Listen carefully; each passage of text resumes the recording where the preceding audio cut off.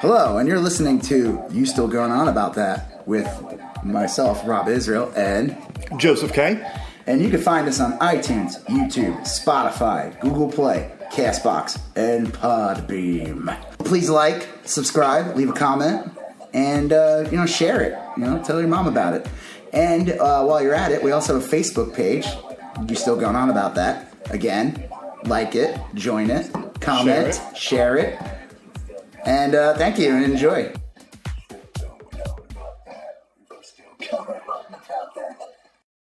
You still going on about that? And you still going on about that? You still going on about that? Oh. Hey, wait a minute. I think this was our first ever attempt at a song, wasn't it? No. This is a redo. No. Yeah, brand new. Never done this before. You're not listening to a repeat. This is a brand new song. It is, okay. Not related to any song from like late 80s or 90s. Certainly not. Or from a previous episode of our podcast. Yes. Okay. We're just going to leave it at that and move on. So yeah, it is a brand new episode, and you can tell it's a brand new episode because we're going to talk briefly about the Star Wars trailer. Last Jedi? Yeah, right? The new trailer for Last Jedi? No, you mean the new trailer for Revenge of the Sith? Well, no. We're going back in time. Yeah, right. We're going back to 2005. I want to hear more about these Ewoks. No, all right, so I'm Joseph K. I'm Rob Israel. We're still going on about that. Yeah, and boy. Yeah, right. There's a little Flavor Flav in there, too. What? Who? Okay, so Rise of Skywalker? Is that what it's called? Yeah, I don't know. Okay, so the trailer. Okay, so just to get it out of the way, we were going to talk about Forrest Gump. Yes. But we're going to have to push it back.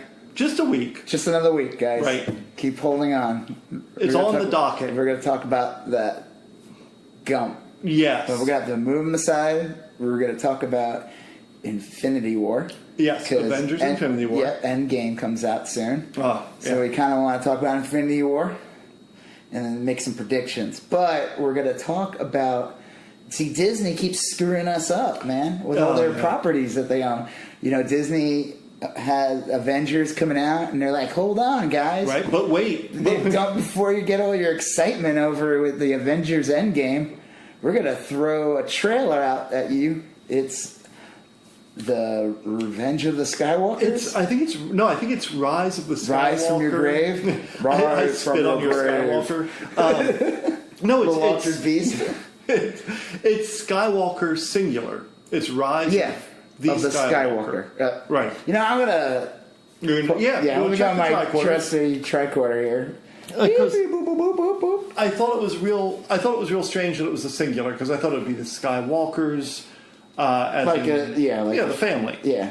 But I'm like 90% sure it's Rise of the Skywalker. It is called The Rise of the Skywalker. Okay. Yeah, that's an odd name. Do you think he'll have holes in his hands? Yeah, that would be awesome. Yeah. Right? Yeah.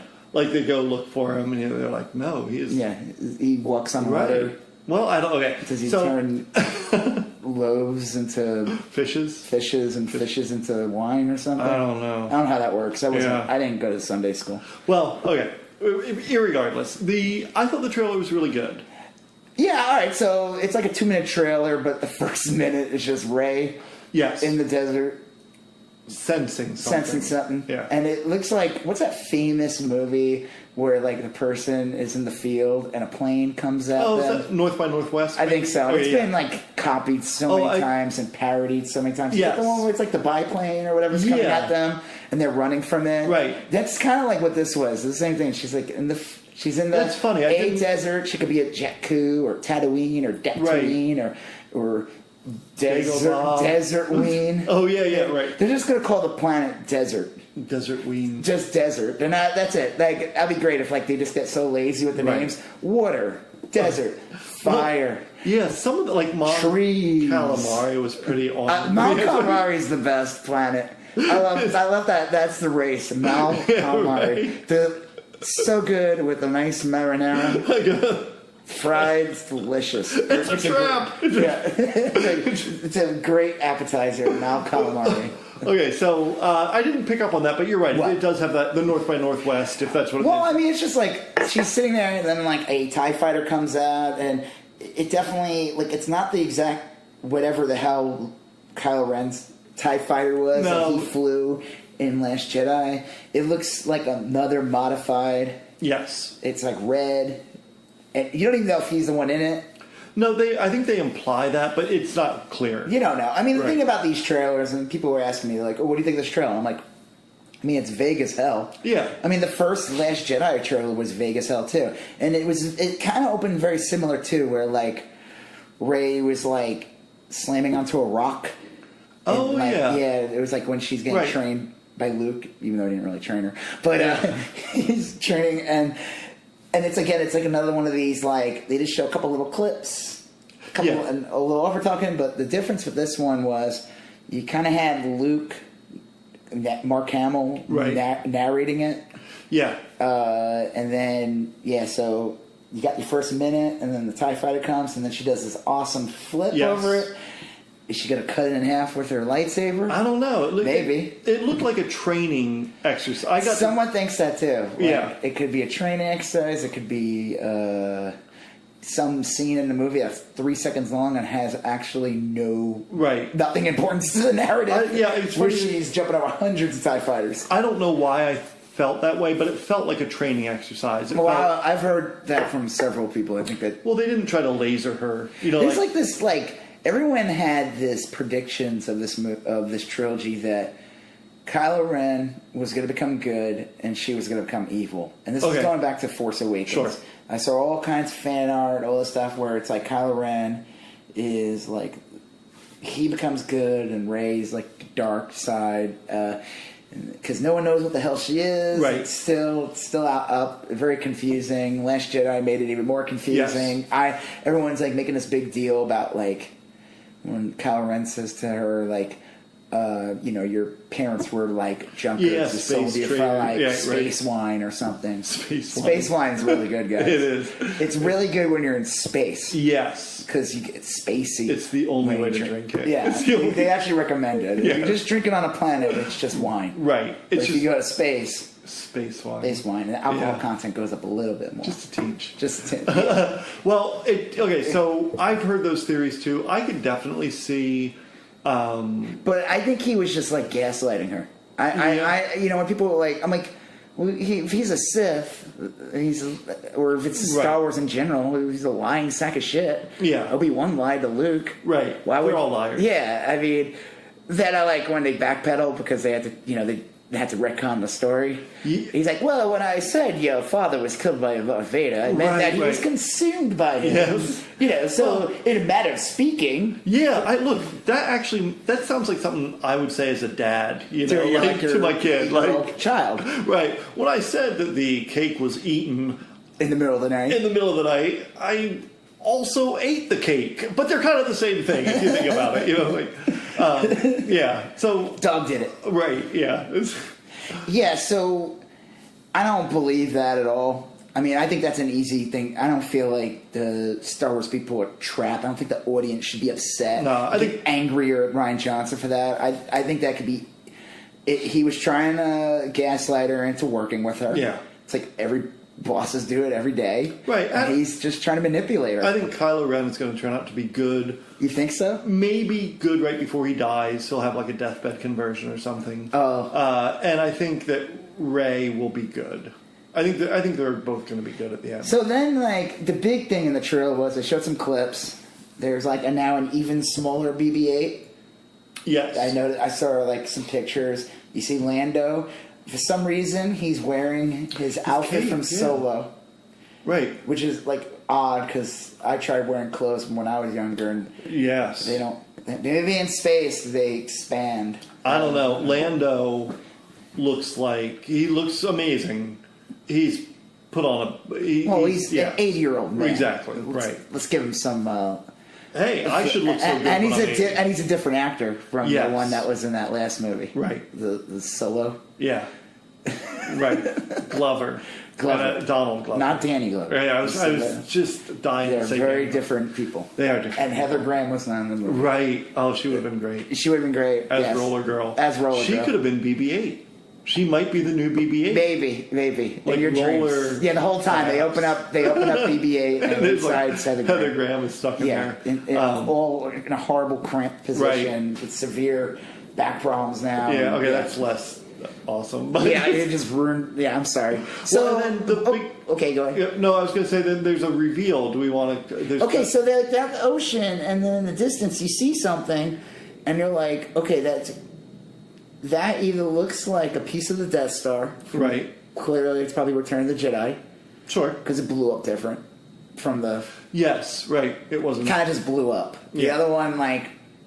Otherwise? Yeah, I don't know. Like, yeah. They changed the explosion. Well, the original special effects, it was just like, right. They just threw a stick of dynamite. It was the 70s. It was very It was like a firework, you know? There was like 6 fireworks. They just firecrackers. Right. M80s. Yeah, they used some snaps. Like they used some little snaps. These kids throwing it. And then, when they redid the movies in the 90s with the new special effects, they used the same explosion, but they added like a ring around it, so it was like space explosion. They did the same thing to Alderaan when they blew it up. They gave it like a ring around, right? Like echo effect or something. Yeah, I guess planets when they blow up, they deserve a more grander explosion than just a. Right. So you see this remnant of the Death Star, but it might not be. Sure. I heard something saying that could be the planet where Luke was on, and that it's actually a rock formation. Oh, okay. But it does look very suspicious. It does look like the part of the Death Star that shoots a laser, right? Chunked off. And then what do you hear in the end? Yeah. And it's. Do we want to? We can reveal it. Yeah, right? who gives a shit? It's a Palpatine. It's Palpatine. Yeah. Well, the thing is, people were like, it's Palpatine. I think. I mean, unless they're just straight up trolling, right? So they premiere this thing called the Star Wars Celebration. They do it like every time there's a new movie. I don't think they do it every year. I think they only do it when there's new movies coming out. Okay, yeah, I have no idea. Yeah, and I'm not sure if they've been doing them every year since there's been a new Star Wars movie every year. Yeah, they claim they're taking a break after this one. They said there's going to be like, who knows? It could be 5-10 years. Well, they're putting live action television out. Yeah, there's going to be enough content out there that they don't need to make movies right now. So, after the trailer premiered, out walked Ian McDermott, right, Mr. Palpatine himself, and he said, "Play it again," but in his Palpatine voice, yeah. And everyone went, "Ah!" and it's just funny because it's like. I just love the reactions, like all the people who hated Last Jedi, and then all the other, just people who are just fans or whatever. Like the people who like hated Last Jedi are like, oh, they're just going back in the well because you fucked up, and so you're just pulling out the Emperor, or if you bring out the Emperor, this is stupid. It ruins everything. And I'm just like. Clearly, nothing is going to make you happy. Right? Yeah. You complained that the Force Awakens was too much like the originals. Right. Not you. I'm not talking to you. I'm talking to you guys. Theoretically. Yeah, theoretically you. And then The Last Jedi comes out, and they just do the opposite of everything you wanted. Yeah. Literally the opposite of everything. And you complained. Bitch about that. Yeah. And you bitched about that. So now they're gonna do some kind of middle thing where. I mean, the problem is the way Last Jedi left off was when I left the theater and they showed like the little kid holding the lightsaber. Oh yeah. Or the broom. Right. That was I liked that scene. You liked that scene? I thought it was. I thought that. Okay, I'll tell you why I hated that scene on so many levels because it looked like a commercial for Star Wars toys. Like Target would have made that. Or Walmart. Like, it would have been like an ad during Christmas time, and they would show like a child, and he could be a Jedi too. He could get a lightsaber, and he could go to the store and build his lightsaber. He was force sensitive, right? Like, this is my theory in Last Jedi. Yeah. And I know this is supposed to be an Infinity War. We'll get there. We'll talk about this for a little bit. My theory on Last Jedi was that Luke was not projecting he was projecting himself, like as a hologram, Okay. right? Or whatever the hell he was, Force Sure. Ghost. Force Ghost. He was Force ghosting them. I don't Yes. know. He had no foots. He left. Right, left no footprints. Yeah. Jesus. Yeah, well, a lot of people made that parallel Yeah. because he had kind of like Yeah. what do they call that, messianic figure, like he had a messiah-like type of... And he was wearing the crown of thorns. Well, yeah. That was weird. I thought that was a little on the nose. All right, he wasn't wearing the crown of thorns. But he did look like he was wearing like that beard dye. Yeah, okay. What's that called? I was going to say Propecia, but that's used for people who are Yeah, I know what you mean. Yeah, it looked like all of a sudden he just had like a brown beard. And Yeah, it was a little weird. Okay. But when he was fighting him, and it was revealed that he was a Force Ghost, Sure. he was like, see you around. See you around, kid. But he's like, will you? I mean, you're dead now. I don't know. I remember when he dies. I like that scene. I think like when he looks at the suns and he's like, he gives into the Force. I just kind of wish like when he died, the hand just went. Oh, like, yeah, that would have been good. Because he's like standing up. Because the hand's not organic. Yeah. Because his clothes flew away. The robot hand should have just been like.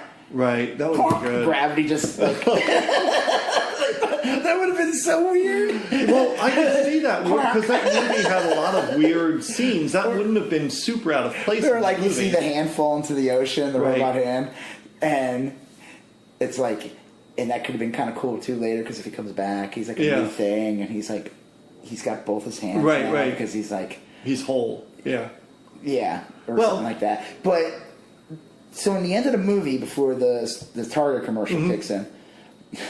There's these kids from the horse ranch, whatever the fuck they were, and they're reenacting the battle. Yeah. They're playing with like little basket weave toys, where they have laying around. All three kids, and they're enacting the battle. Like, how the hell that wasn't broadcasted or anything? Yeah, it wasn't on TV. I think all those kids were Force sensitive. The thing is that Luke, he didn't just sacrifice himself. And we'll see what they do with this if they pick up it. This is my theory about it. Is that, this is my theory because I haven't seen it. I watched a whole shit ton of people complaining on YouTube about this, and so this is my theory. I'm going to take ownership of this, unless they wrote it. Then that he was projecting himself through the whole entire galaxy. Any Force sensitive, he was reawakening the Force. He was bringing like maybe whatever you want to call it, the balance, whatever the fuck they call it. Right. That he was showing everybody by taking on the New Order. That's a band.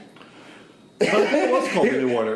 They're called the First Order. The New Order. First Order. Yeah. I'm sorry. It'd be great if you just took on the New Order. Right. Bernard Sumner.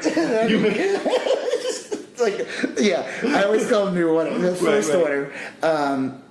And so any kid or adult or whoever it might have some Force in them. It got Chlorians, whatever the hell they want to call it. Yeah, it got sparked. He sacrificed them to the Force, so he wasn't just like trying to save them. He also like opened up. That makes sense. And then the kid, pulls it. Right. And he's got the Force now. Yeah. So and that's my theory. I think that Luke. I like that theory. And it makes it better. And I'm surprised that like when I'm watching all these people ripping it apart, all these people, I'm like, how did no one pick up on that? Because how are the kids in the end? They weren't there. I mean, even that's a shitty writing. Maybe I'm trying to make it better than it is. But that's my theory. And that's why. Because I'm like, why did he have to die? But it makes sense. He's like he just blew all his Force energy, or maybe he went back into the universe or something. Yeah. Okay. Sure. So. Well, yeah. So I don't know what the hell is going to happen in this movie. Like I said, is the Emperor going to be in it? Well, I mean, you are dealing with a universe that has clone technology, and they've done. I remember reading a comic called Dark Empire, Dark Horse, and then the Emperor comes back in a young clone body. Right. Well, didn't they? Okay, so Snoke died. So currently, at the end of the last movie, there's just one Sith. So there's got to be another. And it's even really a Sith, too. That's the thing. It's like Kylo Ren is like... Oh, yeah. Like a Knight of Ren or something. Oh, yeah. He's Sith, though, isn't he? He's Sith by, like, default, but, like, he's never really, like... I don't know. It's like, hard to gauge. I think these movies, like... And I was talking to people about this, and they said, like... And I find this hard to believe. So the theory is that you saw Force Awakens, and you leave a lot of groundwork. You know, J.J. Right, Abrams okay. makes this movie. They introduce Snoke. You only get to see him for a little bit. Right.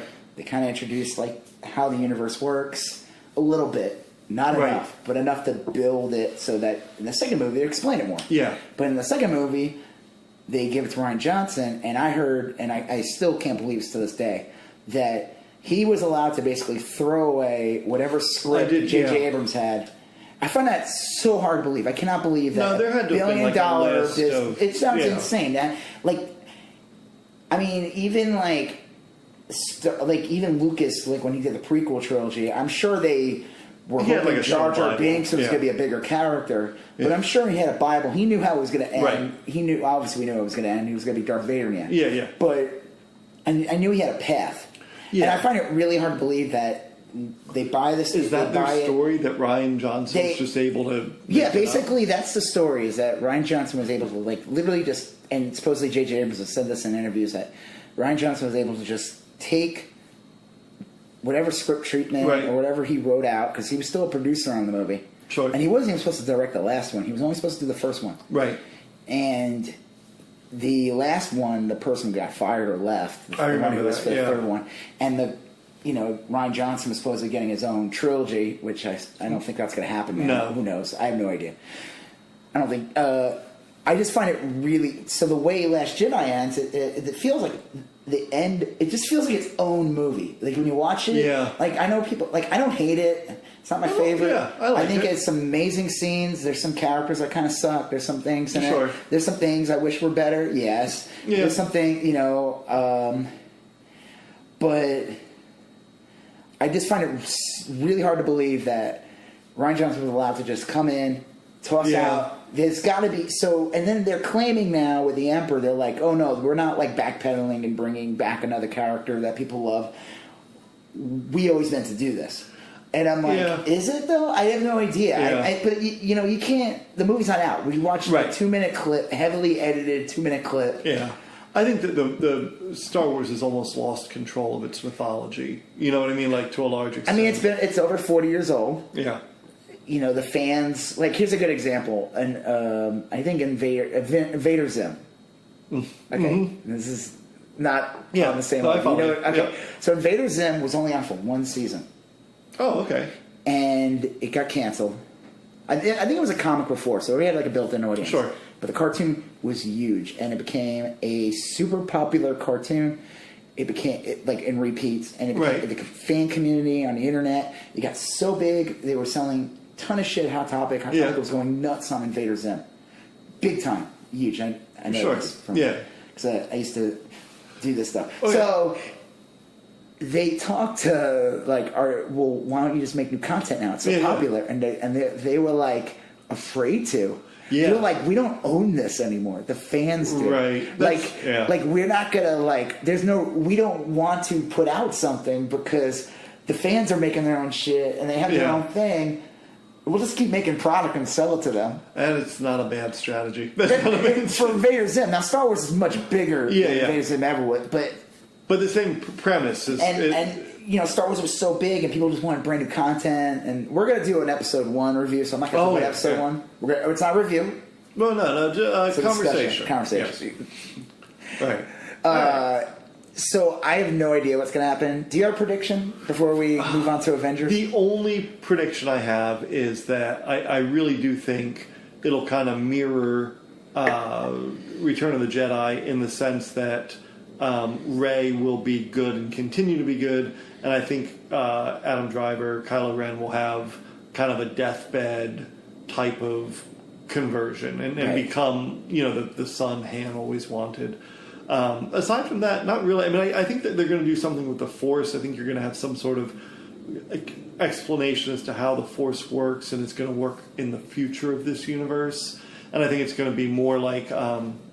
Did you ever read Lucas's first treatment of this, where it was called the Star Killer? Yeah, I read. I told you, I read the comic. Right, they released a adaptation of his first script. Yes, and you know how in Rogue One you had the people that were kind of Jedi but not really. They were like a cult. They were the Wills, and the Wills were like the Force people in the original Star Wars treatment. Okay, and I think you're going to see that. populism of the Force or So something. like Trump's gonna show up? Yeah, right. No, but I think Fake populism or real populism? like real populism. Okay, like not it'll be fake. returned Not to fake. the people. Yeah, almost like the Reformation when like Martin Luther was like, you don't have to, petition a priest to talk to God. You can talk to God directly, and it will be some thank sort God. of. No, I think it'll be like that type of. See, you're way ahead of the game. I think it'll be like that type of thing. So, what is your prediction? There's gonna be 15,000 YouTube videos of why Star Wars sucks. Yeah, well, and why okay. Kathleen Kennedy should be fired. And Ryan Johnson has ruined Star Wars for me. Right. You ruined it. You ruined my Star Wars. You ruined my childhood, Star Wars. My childhood. Mine. Me. Mom, stay out. I'm making a YouTube video. Get out of here. You're embarrassing me. Mom.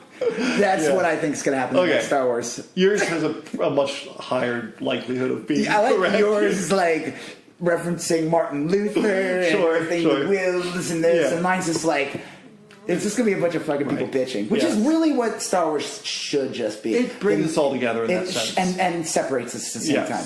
I think the next Star Wars trilogy should be called Revenge of the Twitter Trolls. Yes, and then the second one could be the. I think, Algorithm Strikes Back. I think they remake it with an all-female cast first. Right. And then, but the females can also play the men roles, too. Right. Yes, but I think the villain should be like Darth Incel or something. Darth Incel, and yes. Yeah. And he will be kind of like a demasculated, kind of quivering man-child. But that would be the ones that have to work for the women. Yes. Yeah. Right, the beta males. We should switch to Avengers. Yeah, let's just stop. Okay, so we'll revisit this in 8 months. Sure. Or when the next trailer Yeah, hits. I mean, we'll probably always talk about Star Wars. We will. All our lives. But yes, but the bane of our lives. More specifically, we'll spend a couple hours on it one night. So, Avengers Infinity War is what we're talking about today. The rise of the Thanos. Yes. Now, I saw it a while ago. Yeah. And I rewatched it the last 2 nights. Mm-hmm. Half of it on 2 nights ago, and the other half last night. And my wife actually watched it with me the last 2 nights, so it's real fresh in my head. And when was the last time you saw this? Well, you just say my wife, and anytime somebody says that, I want to say something like Borat. Oh, okay. My wife. So I missed the timing on that. I apologize to everybody. So next time one of us says that, I'll catch it in editing. Just throw it in there. My wife. Just make sure. Okay. Well, I've seen it a bunch of times, so I have it pretty good and memorized. Right. I did watch the last 15 minutes. Oh, okay. So that I could cry. Oh, it's so. Okay. Yes, it's a very sad movie. It is sad.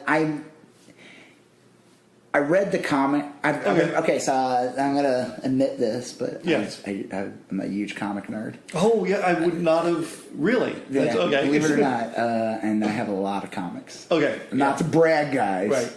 Right. And I've read... I love that. I'm going to be humble about this. I have a lot of Well, you and comics. I have talked. We used to both get comics from Midtown. Yes. I ordered them, and you probably... Did you? Well, I did both. I went there, and then when I lived in California, I ordered them. Right. Okay.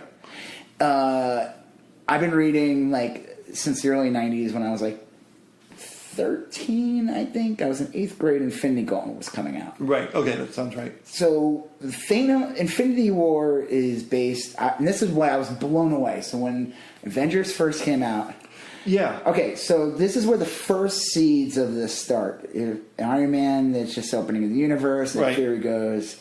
You think you're the only superhero? Yes. Nick Fury shows up at the end. Yeah. It's a great scene. Right. And then Iron Man 2 came out and it was okay. But they opened up more doors and Thor shows up. Yep. And they start talking about realms. Yes. And outer space. And the funny thing is people were freaking out because they showed you Odin's chamber of his vault, and he had all different things. Yeah. And one of them was he had an Infinity Gauntlet, and everybody was freaking out. They already wrote it over. They said because even in Thor Ragnarok. Oh, spoilers, guys. Oh, all the way through. All the way through. For multiple, like for 20 movies. Yeah, we're going to spoil 22 Marvel movies right now. And we're going to spoil the Dolph Lundgren Punisher, because I think that's probably a big part of this. Really? I hope so. I'm betting money on it. I told my wife she's... okay, sure. Dolph Lundgren's going to show up as the Punisher. Well, okay. I believe in it. Okay, so...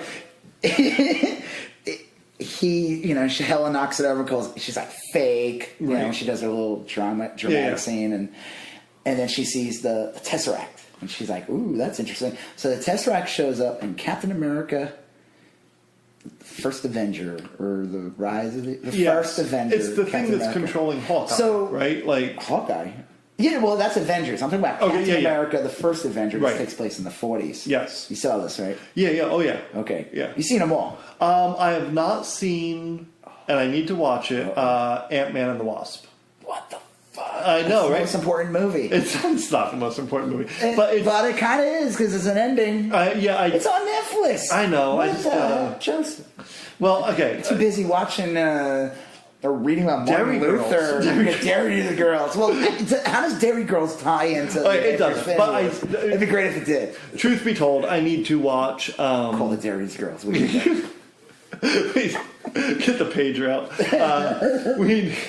Michelle shows up. What's up, motherfucker? I have no idea what that reference is. Oh, you've never seen Dairy? No, because I was watching Ant-Man and the Wasp. Right, I gotta watch. So I have not seen. Okay, Ant-Man and the Wasp. So in Captain America: First Avenger, they don't call it the Cosmic Cube. That's what it was. So actually, that goes back to an old storyline from like the 70s. Yes. So I remember that from the 70s. Yeah. When Red Skull has, and I think it takes place in the past. That storyline during like the Nazi Germany era. Is it, or is it? I don't know. I think it is, because I think it's like they had to they had to modernize Captain America and they had to rewrite his origin. Right. Captain America in the 40s. The character's been around since, I think he was introduced in the late 30s or early 40s. Yeah, something like punching out Hitler. Yes. It's okay to punch a Nazis, guy. Always. Especially if it's Hitler. Right? Yeah. It's almost like, it's not even just all right, it's like an obligation. It's a rite of passage. Yeah. It's a responsibility. Despite what Joe Rogan says, you should punch a Nazi. Don't just outright punch them. Right. Make sure they're a Nazi first. Yeah. Like if they're wearing an armband... Right. Do you remember that video of that guy walking around Seattle or something, and he had like the Nazi armband? Oh, I don't remember this. I thought you were talking about Richard Spencer. No, not him. No, fuck that guy. The one where that's the best when he's talking about Pepe. Yeah, and the guy punches him. Yeah, that's great. I love there's so many good videos. Yeah, people edited music. The best one is someone did one to Depeche Mode's "Just Can't Get Enough." Yeah, there's a bunch of good ones. There's like Ministry. There's some. Oh, okay. No, there was this idiot walking around the street, and it says nothing to do with Infinity War. But maybe if it ends up in an Infinity End War game, well, then you can thank us. We're spoiling it, I guess. So this moron guy is walking around. He's wearing a Nazi armband, and I don't know. There was more videos revealed later that he was actually starting shit with people. Okay, and he goes up to these groups of black dudes who he agitated them or something, and then one of them just comes up to him and fucking clocks him, knocks him literally through the building. I mean, he right. And I had people like, "Oh, this is wrong," and I'm like, "Well, is it? You're walking around wearing that. It's you kind of own it. Yeah. Well, look, you have the freedom to do whatever you want, but you got the consequences that come with it. People say things like, "Oh, I have freedom of speech. I should be allowed to be a racist." Well, guess what? You're also going to have consequences for your freedom of speech. That's fine. Yeah, I mean, guys, don't. But the thing was, people were trying to. He was supposedly saying horrible things to them. Yeah, well, so it wasn't like they just went up to him and knocked out this poor innocent Nazi. Alright, so back to Red Skull, the Cosmic Cube, that cartoonish Nazi. You how in the movie they just started calling him Hydra. Yeah, they kind of swerved. That Hydra, Red Skull wasn't really he was a Nazi, right? But he was really a Hydra, right? Well, Hugo Weaving played him in the movies, right? Yeah. And I think he hated it. He wanted nothing to do with it. He didn't play that. Wasn't right. Yeah. He didn't want to do it anymore, and I think that's probably another reason why they never brought back the Red Skull. Yeah, although I loved the reveal of the Red Skull in. I really thought that he was going to be Robert Redford in That they were going to reveal Robert Redford was the Red Skull. I could 100% see that would have been kind of cool. Yeah, yeah. The guy, because when they revealed that Hydra was running, right? I love that movie. That's like one of the that's a great. I don't know movie. if that would have been a good. Maybe that would have made it a little ridiculous, too ridiculous. No, the Red Skull showing up in Infinity War. That's fine enough. Well, it makes sense because he gets sucked into space, and it makes sense that he would be part of like some weird space. And it made shit. The whole thing worked really well, I thought. Yeah. I'm jumping ahead, but yeah. Okay, so he's wielding the Tesseract. They don't call it the Cosmic Cube. Right. Cosmic Cube. See, here's the thing. There's the Infinity Stones, and then Marvel. But Marvel's trying to tighten up in the movie. So Marvel Comics, Aya Agamotto, which is what Doctor Strange uses. Yes. They've changed that and said that he's using the Time Stone. They're two separate things in the comics. They're not related. Okay. The Cosmic Cube is not related to the Infinity Gauntlet. The Cosmic Cube is its own thing. Okay. So when Thanos crushes it, and then like the stones in there pops out of it. Yeah, it's like an ice cube or something. Well, So they kind of like they're streamlining things in Marvel. Why which does is Doctor Strange have the Reality Stone? Wouldn't that have made a lot more sense? Well, he has the Time Stone. But like, I don't know. It's a movie made for children. It's a movie made for children. You're right. What? This is a terrible children's movie. Yeah. My favorite children's movie is when half the universe disappears. All right, so now, kids, sit down and let's talk about the tale of Thanos. But as he murders half, he wants to cut things in half. They condensed a lot of like Marvel lore, but they did an amazing job on it. They did it in a way where they created their own universe. And I think Marvel, like I told you, we talked about this before. Marvel has had like an Ultimate line of comics. Yes. Kind of modernized, so they've taken elements from Ultimates. So Ultimates really is like, when you look at it, it's almost like a pilot to the Avengers movie. Hawkeye and the Ultimates is more like the movie Hawkeye than the comic book Hawkeye. Yes. Same thing with like obviously Nick Fury. Right. Because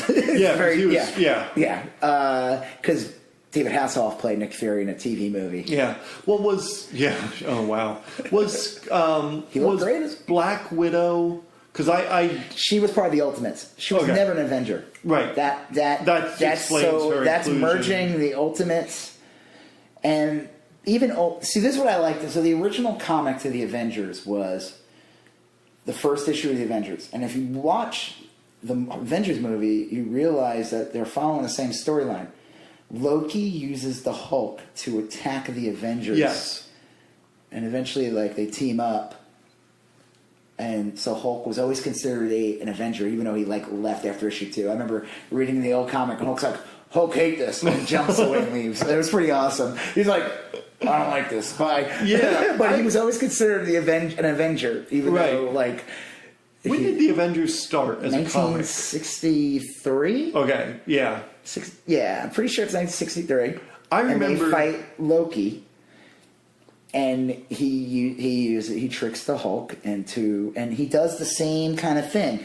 Obviously, the story's more expanded. And even in the Ultimates, they did the same thing, where Loki uses... It's like you read it, and you're like... I just love it. It's like this 13-page story, very simple story, but it's still the grounding of the entire 3-hour or 2.5-hour Avengers movie. Yeah. It's this stupid, very simple, but it works, and it's there. It's just they have to expand on it now. Right. So Avengers Infinity War is kind of the cult. We see all these. You were probably at the beginning that's going to talk about the end scene in the Avengers. First Avengers. When they reveal that... he's like something about... Well, you see, like, Loki talking to somebody. Right. What were they called? Chitauri? Yes. They originally supposed to be Skrulls. Oh, yeah. Right, yeah. They didn't have the rights yet or something, or something happened, because, like I said, they had toys made and everything. Oh, man. They were like, oh, shit, and we're going to make them a lovable sitcom family like in Captain Marvel. Let's just save it for that. Okay. Yeah. Sure. So they, in the very end, after, the Avengers saved the day, all that, all of a sudden they say something about worshiping death or something, and then Thanos turns his face to the screen, and I just like... That was probably a big moment. Like,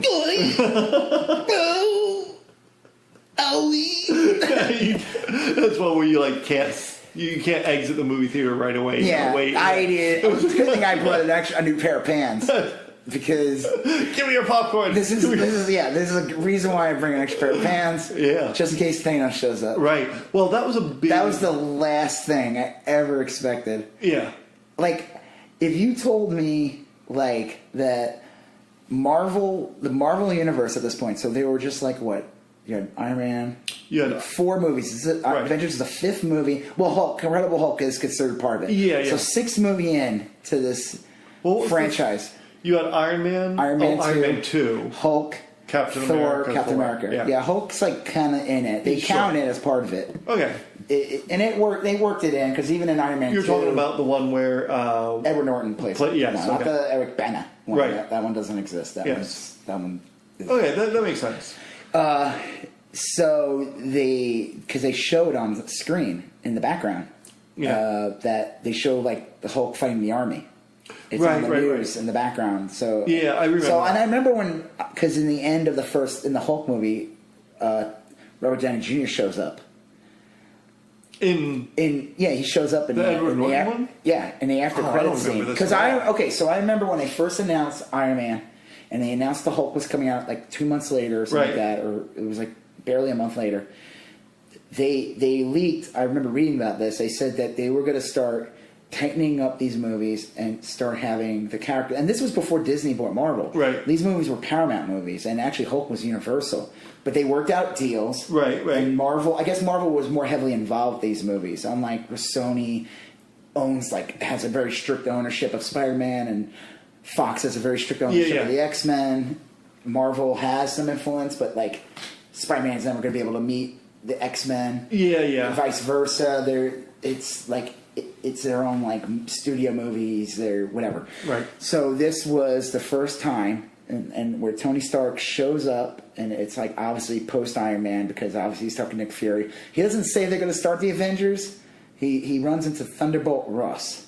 Yes. In the end, he's like drinking at a bar, and then Rob Downey Jr. shows up as Tony Stark. More ringing a bell now. And he's like, we're gonna, but he's like really vague. He's like, we're starting something. Yeah. And it just like kind of ends. Right. And and it makes sense that's after Iron Man 2, actually, even though the movie came out before Iron Man 2. That's how they... Okay. So I read their timeline. So, and then Captain America, is technically the first appearance of the Tesseract. Even though they don't say it's an Infinity Stone because they don't know what the hell it is. Right. But it's like Hydra, Hitler, whatever. Well, Hydra is considered like a separate organization from the Nazis. Yeah. That makes sense, because you don't want to like trivialize the Nazis. I get why they would do that. I mean... Well, I don't want to upset them. Well, you know what I mean? Like like that poor guy who was knocked out, that poor innocent Nazi. Like, I kind of see that like in a comic book movie, like the Nazis are so terribly horrible, like in real life, that you'd almost not be trivializing them, but like... That's fine. I'm not going to get into it, but like that's the first appearance of an Infinity Stone. So the Tesseract shows up, but they don't say it's an Infinity Stone even in the Avengers movie. No. But Samuel Jackson has the Tesseract.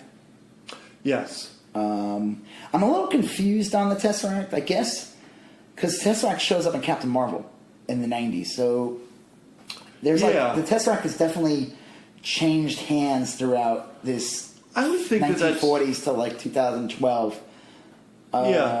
It's moved around a lot. I would think that's the thing, because these are I mean, I know they're integral to the movie and everything, but they're basically MacGuffins. They're plot devices to keep.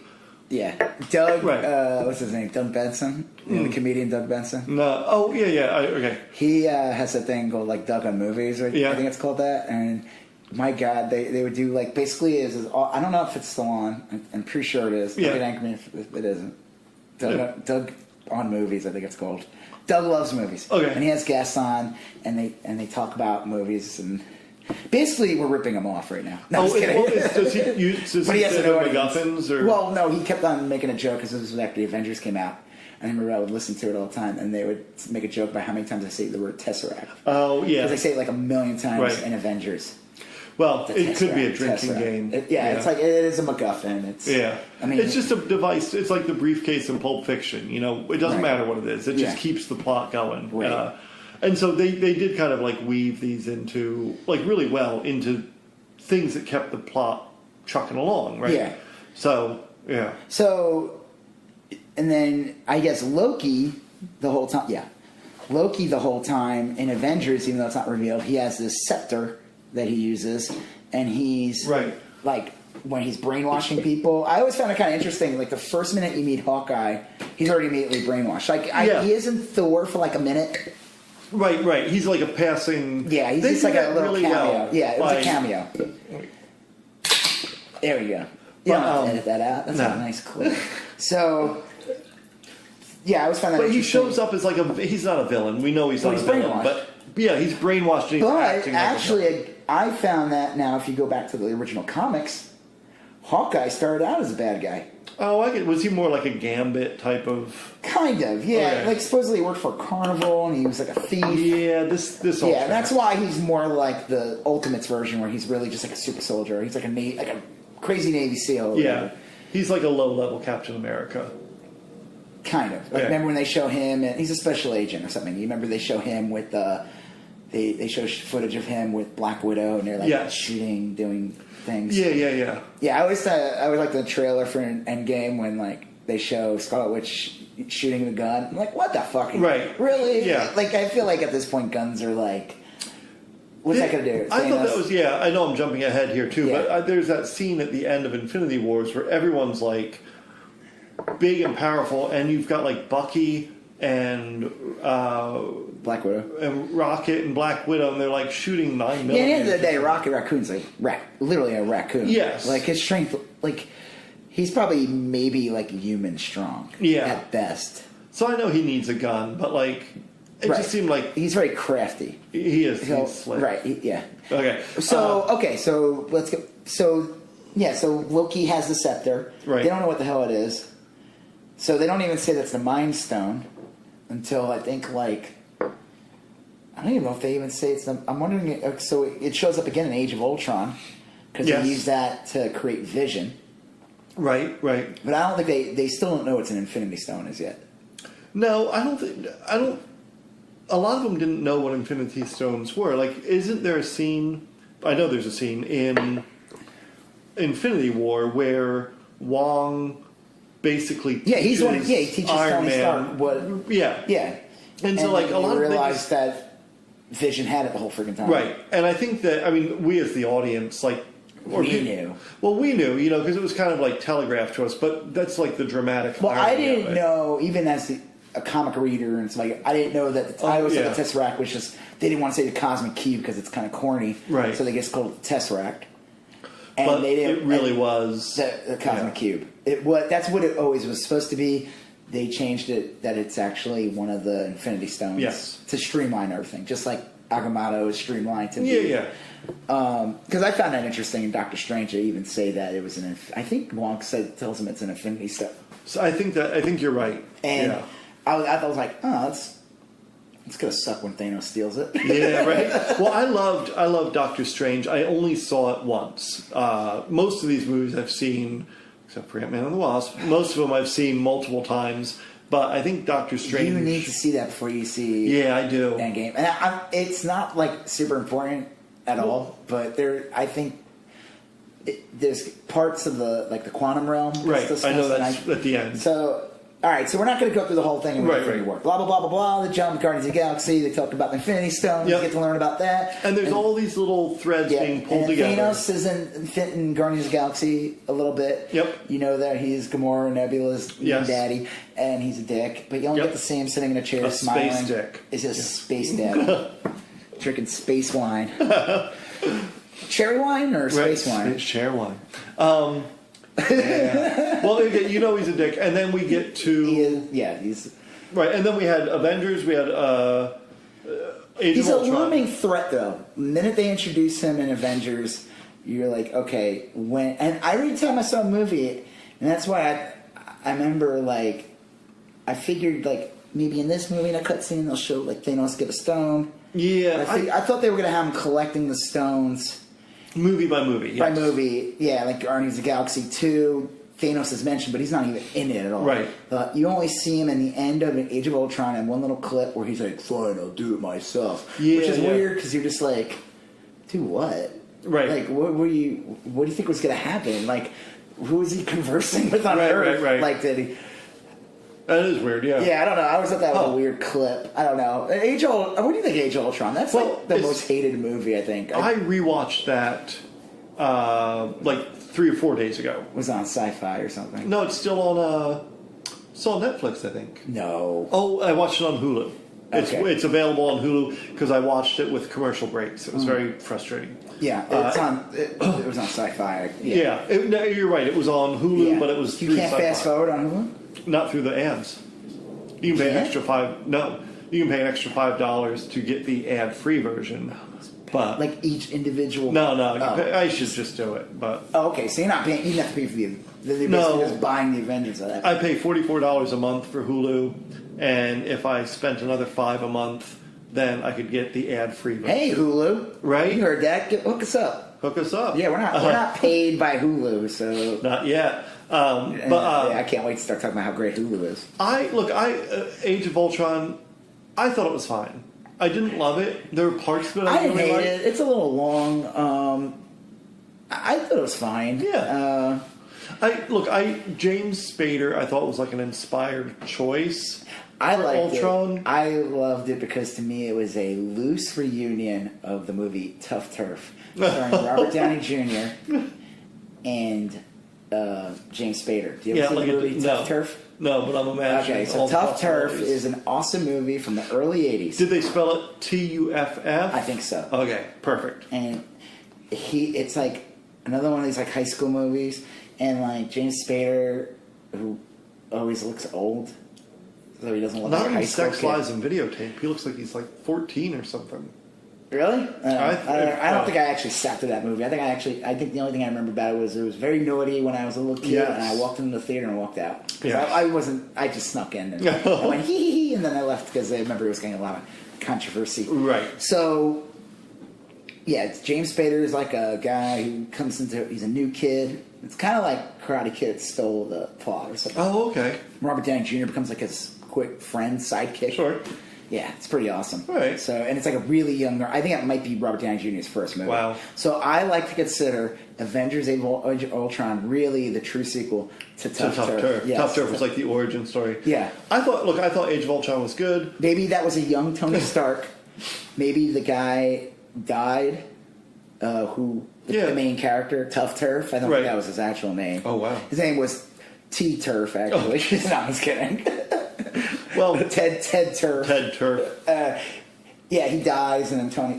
So we're going to count Tough Turf as the first Marvel movie. Yeah, it's part of the MCU. Yeah, so he stored his conscience, and he brought him into Ultron. Yeah, and Ultron.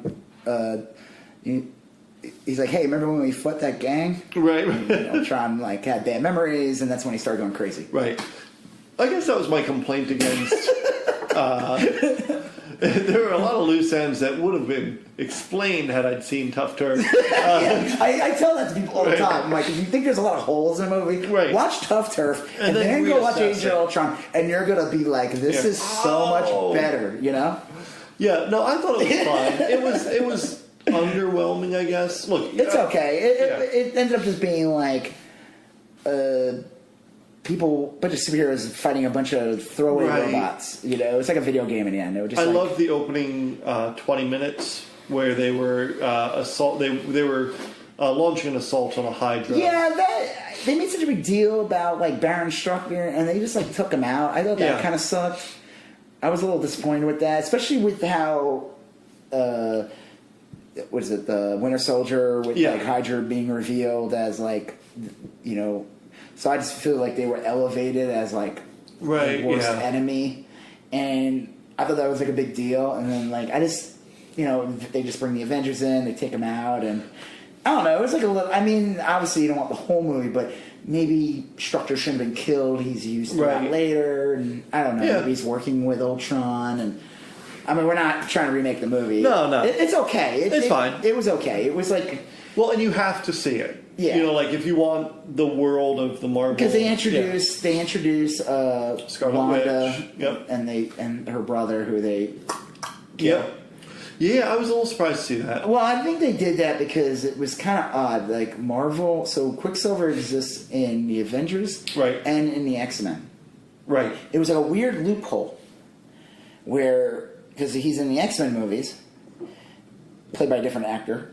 Yeah. Odd thing is, though, the guy who plays him, I should look these names up and be prepared. The guy who plays him in the X-Men movies and the guy who plays him in the Marvel movies, both were in the movie Kick-Ass.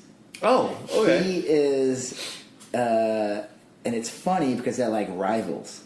Oh, weird. So okay. the guy who plays him in the Marvel ones, he's the character Kick-Ass. He's like a high school kid. Okay. And one of his friends is the guy from... The other one? And I always thought that was kind of funny. I didn't realize it until years later. Yeah, I was like, that is weird. holy shit. Yeah, that's a stupid friend. Yeah, right? And then they ended up, like, playing the same character. So I think I wasn't shocked that they killed him off. And it was a good way to, like... Bring a little gravity to the... Get the incest relationship out and so she could focus on the Vision. Right. Oh my god, and the Ultimates comic... Yeah. They basically like implied that they were like fucking each other. Right. Not the robot. I mean her. Right. Brother. Yeah. Her like, brother. They like heavily. It wasn't even like.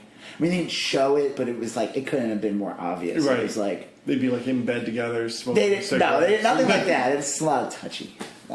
Well, okay, so a lot of water has kind of crossed under the bridge by the time you get to Infinity War, and my gut impression of Infinity War, having seen it very recently, was.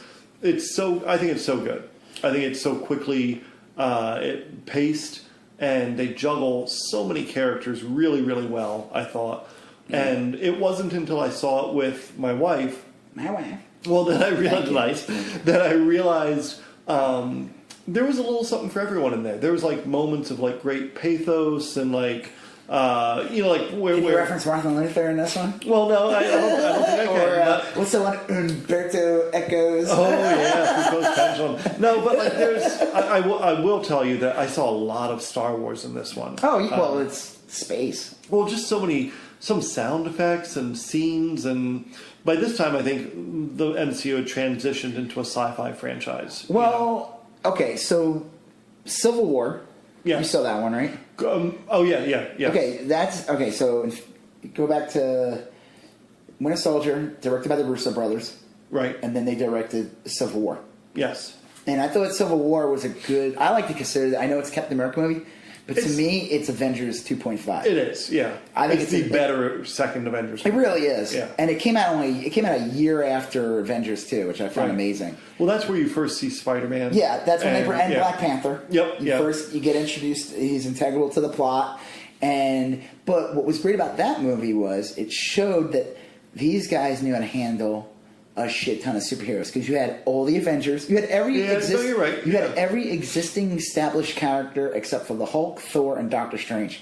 They were the only ones that weren't in it. Oh yeah. Everyone else, every superhero, except for like every side character or whatever, but every major superhero. I'm trying to think like. Yeah, Black Widow was in it. Hawkeye was in it. Well, Ant-Man was in it, and he was Giant Man too. Yes, he was everything. And then Nick Fury was in it. Yes, he was not in it. But regardless, you had literally the majority of the Marvel universe. You had more characters, the heavy hitters. I remember what was it Batman and Robin came out? Like one of the big complaints was how many characters there were. It was so many villains, and you had Bane was in it too. It was like everyone was undeveloped. Yeah. The problem was they didn't have a tight universe that could lead to the point where you can now get away with having all your characters in there. So everybody knows who these characters are. That's the thing in this is like when you see in Infinity War, when you see Scarlett Johansson just sort of glance at Mark Ruffalo, the viewer fills in all the blanks. Yeah, because you saw Avengers too. Right, and you fill in 2 hours of backstory. Yeah. So just that quick little look, you're like, oh shit, all this is going on. And they didn't have that in Batman. Well, you're talking about the 90s one. Well, whatever one. The one with Alicia Silverstone. Yeah, well those are they know they were this is dark times back then. Yeah. Not Dark Knight, but just dark times. The dark times. The dark times. Right. A lot of nipples. Yeah. Cod pieces. Oh, mercy. Indentation. Very deep ass indentations. Yeah. All right. Well. Okay, so move on. So, and then you had Thor Ragnarok, which had a lot of characters too. Yep. You had the Hulk. I love Thor Ragnarok. That's one of my favorite movies. Absolutely I gotta put that one on. of my favorite. anytime, like, sometimes if there's nothing on, like, I might put that on in the background just to It's have so on. good. I love it. It moves very fast. It's fun. Amazingly I hate the first, like, Thor one. It's okay. Thor one. It reminds me of the first He-Man movie. It reminds me there of was a only one made-for-TV. He-Man movie. Look, It reminded me of the He-Man movie from the 80s. It's like with Frank Langella as Skeletor. Yeah. It's not a terrible movie, Well, but it's the same it was. plot. Yeah, I guess you're right. And it was just so made for TV-ish. It just didn't. Yeah, it was something. And then, like, I don't know. I honestly only saw like a bootleg copy of Dark World. Okay, yeah. I don't do that. No. It's watching. I mean, I saw something on my screen. Right. I don't know where I got it from. So, and I don't know. I hated the friend of Natalie Portman. Yeah. I like the actress in real life, but I hated her character Right, Heather so Graham. much. Yeah, Heather Graham. Yeah. And it was Kat Dennings. Yes. Horrible character. Yeah. It wasn't a great movie. No, and yeah, Dark World or whatever. Yeah, The Dark World, I think. Yeah, it's not. I don't know. It's a weird movie. And then, yeah, Ragnarok was fucking awesome. Like, I didn't even like the character Thor. I always thought he was kind of. That was it. But after Ragnarok, I thought Thor was awesome in Infinity War. Oh, he was the best part. Yeah. Like, I think once they cut his hair off, I think that's probably it. Well, I'll tell you, it's Reverse Samson. Some of it is the actor is a great actor. He's a good actor. Like he you know, he's built for that role. But he can handle things. So if he has a good director, or if he has a good script, he's going to be good in it. Well, I think it's odd to find someone. Maybe it's not odd, but like he's super handsome. Really, he's a dreamboat. Yeah, strong guy, but he's so funny. You know, like normally. Well, he is. You ever see Vacation? Was that the remake of it? Yeah, the National Lampoon's Vacation. It was the remake. Where I didn't see the plays, remake. Like Rusty, older. Oh, okay. Yeah, he plays his. He's in the movie. He's his sister's super douchebag conservative husband. Okay. Oh, that's funny. They go to his he's like super rich. They go to his ranch. It's pretty funny, actually. Okay. Yeah, that's probably one of the funnier parts in the movie. He's just got such great comic timing, and Thor started out, I thought, as kind of the weak link of the Avengers, but by the end, he was my favorite. Oh, he's amazing in Infinity War. I mean, you know, but like. So, all right. So let's just go to Infinity War now. Yeah. And we're not going to recap the whole movie. No. Because I kind of want to talk about our predictions for Endgame. Yeah, absolutely. Okay, so Infinity War, like I said, this movie should not work. No, it should be a disaster. And we talked about this when we talked about Captain Marvel, and I said, and I wanted to counter you on this because you said that Infinity War should not count as a movie, or it wasn't fair to say it was the best one. Mm-hmm. Because you asked me what the top five because were. it was a one of two parts. Well, not that. I don't know what your reasons were. Oh, okay. Well, okay. So yeah, maybe I would have guessed. I said it was only half a movie. You know. Well, I feel like it's a whole movie. Obviously, it ends on. I mean, that's like saying Empire Strikes Back's a half a movie. Good point. Good point. It's a solid movie. It ends on a cliffhanger. Yeah. Okay. Honestly, it could have just ended that way. You know, that'd be great if they just ended it that way, and Disney's like, "All right, we got your money. That happened. Later, we're gonna go. We're gonna go drive away now. We don't want to make any more money, right? Yeah, and we're gonna leave you crying. Got your money and you're crying. Double. There was a lot of sad scenes in this one. So going back to the fact that I read all the comics. Yes. Oh, okay. Yeah. I had to tell my son because I saw it first by myself because I needed to watch this movie. Right. And then I was like, and I took my kid to see it. Right. So if he pulls any shit like he has to go to the bathroom and stuff like that, it's fine. Whatever. I saw it already. He didn't though. But he's watching everyone die in the end. Even Spider-Man. The Spider-Man part is the saddest. Okay. Yeah. So the Spider-Man part's the best part. When he doesn't feel good. Right. Because his spider senses are picking up everybody dying. Yeah. So he's got it the worst. Right. He's like, Tony, I and he was one good. of the last ones, too. For most traumatic effect of crumbling and everything. But he does not... Everyone else just kind of dies. Right. He's feeling it first for a while because he's noticing his spider senses or whatever he has is picking up. Same thing with the little bug lady. Yeah, the Actress. God, what's her name? Beautiful. Yeah, she's. Yeah. I want to say chameleon, but it's not. That's all computer. Her face. Because I saw how they make it behind the scenes, and they have like the dots. No, her eyes are not gigantic. Well, I think they do have prosthetics, but I think they touch it up when. Sure. But her eyes and everything, it's all CGI. Huh. That's how good the CGI is. Oh yeah. I mean, Thanos looks amazing, right? I mean, there's some parts I was watching, and I'm like, okay, there's some parts where he looks like a big CGI cartoon. Yeah. But, my God, the detail on that, and the fact that it was a performance done by James Brolin. It was great. Look, if Josh Brolin, James Brolin. If you see a full body shot of him and he's walking, it looks a little sketchy. Yeah. But if it's like from the chest up, man, I don't know if it was all CGI or if that Brolin was all just CGI. That. No, it's all CGI because he was wearing.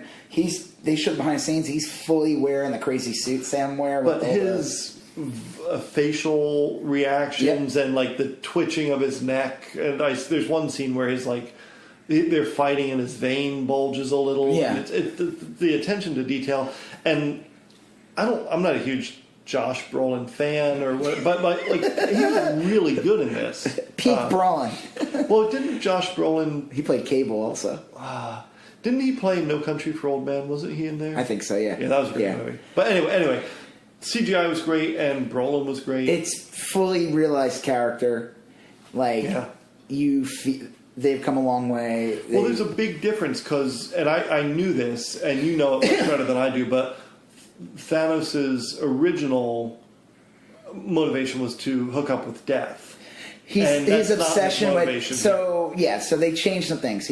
The plot's the same where he wants to destroy half the universe. Yep. I liked some of... So Infinity Gauntlet, they first bring... So Thanos has been dead for like... I would say like 15 years in the Marvel Universe. Okay. And then Silver Surfer came back, and they brought it. He had his own series. Oh. And they brought Thanos back. Silver Surfer was his herald, right? No, Galactus. Oh, Galactus. Yeah. Okay. Okay. Silver Surfer comic. I think like the plot always was that Silver Surfer couldn't leave the Earth, or he couldn't leave the galaxy. It was something like Galactus, like punishment for like turning on him for saving the Earth was that he would be. Because he had these powers of cosmic, he could do anything, but he was like basically he could not leave like. I wonder why they didn't put Silver Surfer in. They didn't have the rights. It's a Fantastic Four character, right? And it's fine because it's like so the Hulk. So you know when the Hulk shows up. So in the beginning and I love it. It begins with the Hulk right away, and they get into a fight, and I was like, "This is sick!" Right. Hulk's fighting Thanos, and I was like, "This movie's already my favorite movie." I was like. I can't wait on. Again, good thing I brought pants. Extra pair of pants. And the row behind you, sir. I brought 12 pairs of pants to the Infinity War movie. Endgame, I'm just gonna wear a tarp. A rubber kilt. I'm gonna throw up.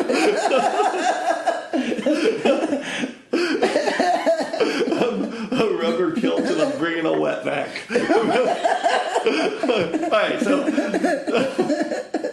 that's disgusting. Okay, so that's awesome. And then Thanos fucking beats the shit out of him. That was awesome. I like when he like punches him. Right. He just like punches him in the shoulder too, and Hulk's like, "Oh." Yeah, well, it's very because the Hulk doesn't expect that. He's so used to just being this like unbeatable monster. And Loki, I always kind of feel bad for the Hulk because the Hulk seems to be kind of like a child. Like in this is what they kind of set that up now. So what I liked about what in Thor Ragnarok, go back to that. Yes. So there's a timeline, and this is what I like about the Marvel movies. They're going along with our world with the amount of time that passes. So 10 years has gone by. Right. Since Iron Man. Yeah. It's not like the comics characters are aging. They're going to age out at some point. Yeah. Unlike the comics, where they live forever. Right. Where they are 30 forever, 25 forever. They might age in like a 5-year window. Yeah. And then reboot it, and then they're 20 again. Right. They do that with Spider-Man all the time. Yeah. So they Hulk... what was the hell was I going to say? So he's Hulk for like 2 years. Because remember, Bruce Banner... Right, he was stuck in the Hulk state. Yeah. So all of a sudden the Hulk's talking. which I thought was awesome. Yeah, yeah. Because the Hulk never really talked. He said maybe 2 words. Right, right. Like puny god. Yeah, he beats yeah. up, and then I don't think he even says a damn thing in Avengers Ultron. I don't think he says anything. They used him. They started using the Hulk very sparingly. Well, you got to use him for it's a limited character, and you want to use him for and he's also expensive. Right, yeah. He's a big special effect, so you got to use him right. You know, he's not the Lou Ferrigno painting a muscle-bound man days is long past. You can't get away with that anymore. They got to have get the Rock and a can of green spray paint. Yeah, you got to go. Yeah, exactly. You have to go a step above. Right. So I like that he was talking, but he was like a child. Like, you remember the part when it's after. It's not the fight between him and Thor. It's the fight they have in the room after. Yes. And he's like a child. He gets mad at him and upset and we call you the stupid Avenger. And he's throws it. He's having a tantrum like a child. So because he is a separate personality. So he's becoming his own person. That's why he could talk now. But he talks like a 5-year-old or something. Right. And I like that he's getting older and he's starting to have his own persona and will. He has his own will. Yeah, he's starting to realize he's being used. Because so in Infinity War, he's what do they call it? Proxy? Am I using that word right? Yeah. Like a stand-in? Is a proxy? Yes, yeah. He's the proxy for the Silver Surfer. They follow the same plot. The Silver Surfer ends up smashing through the window of Doctor Strange's house in Greenwich Village. Okay. And instead it's Hulk. Where the Hulk warns and says Thanos is coming. Yeah, he gets sent down via the Rainbow Bridge or something before. That's not what happened in the comic. I don't remember how Silver Surfer gets thrown. Sure, but I remember that was in the first issue. He's the one that tells them, dude, Thanos getting the fucking... He already had the Infinity Gauntlet in the comic. Okay. Because they did a comic called Thanos Quest. And so I like that they still followed that guideline of characters. Now, the thing is, though, he didn't have his, the one major difference, he didn't have his kids, they called it, or whatever they were, the Heralds of Thanos, or the Children of Thanos. They weren't in the comics? They came in later. So there's been many different... So there's a comic called, Infinity. I didn't read it. Yeah, because I was going to say, I've seen PDFs online of the They've been around... They're those characters are fairly new. Okay. So this is where Marvel and DC rip each other off all the time. Yeah. And Marvel tends to, in the comics, there's actually been a known history that Marvel tends to rip DC off more. Sure. Thanos is a rip off of Darkseid. Yeah. Okay. Yeah. Absolutely. And the fact that Darkseid didn't make it to the screen in time, the general audience would see Darkseid as a rip off of Thanos. Yes. Even though Thanos is really a copycat. Of Darkseid. Darkseid. Yes. Okay. And the one thing where I think they screwed up in Justice League was they should have had Darkseid has all his minions. Right. Kalibak, Desaad, all these guys. The Female Furies, I think they're called that. And there were 3. The Nanny, I think his name, or Granny Goodness, who's the leader. Oh my gosh. He has a whole Apocalypse. If they wanted to save Darkseid for the second movie, it shouldn't have just been Steppenwolf. It should have been all those characters. The movie would have been so much better if they had to fight all these characters and then Darkseid shows up in the end. Yes. That would have been smarter. They would have beat Infinity War to the punch. Yeah. When Infinity War came in, they had their characters. They had their proxies of those characters. Because those characters were not in the Infinity Gauntlet. So that's all new. But I liked them. I love that one guy who Iron Man calls him Squidward. Yeah, that was awesome. I forget that he was the Maw, maybe, or something like that. They all had cool as hell names, Obsidian, Maw, or and he had that insane telekinesis. Yes. Yeah, he was awesome. Yeah, I love and that they had to kill him in the end. I thought that was great. Yeah. Okay, so I was shocked. I didn't think the movie was going to be his quest to get them all. Okay, right. It begins with he already has one. Yes. So off screen he he attacked the Nova planet. Yeah. From Guardians of the Galaxy. Right. Okay. Yeah. Because they were holding it. Right. And then he gets this Tesseract from Loki. Yes. Which Ragnarok. You see Loki grab because he's a sneak. Yes. Yeah. I knew it. That was great. When he passes by it, I was like, He's going to take it. Yeah, they didn't show him. I'm like, of course he's going to take it, duh. And Right, then, like, he's in the god of end, mischief. Yeah, and then and he's like, ooh, Right, yeah. candy. So and then you see the big Thanos ship in the end of Ragnarok. Right. Yeah.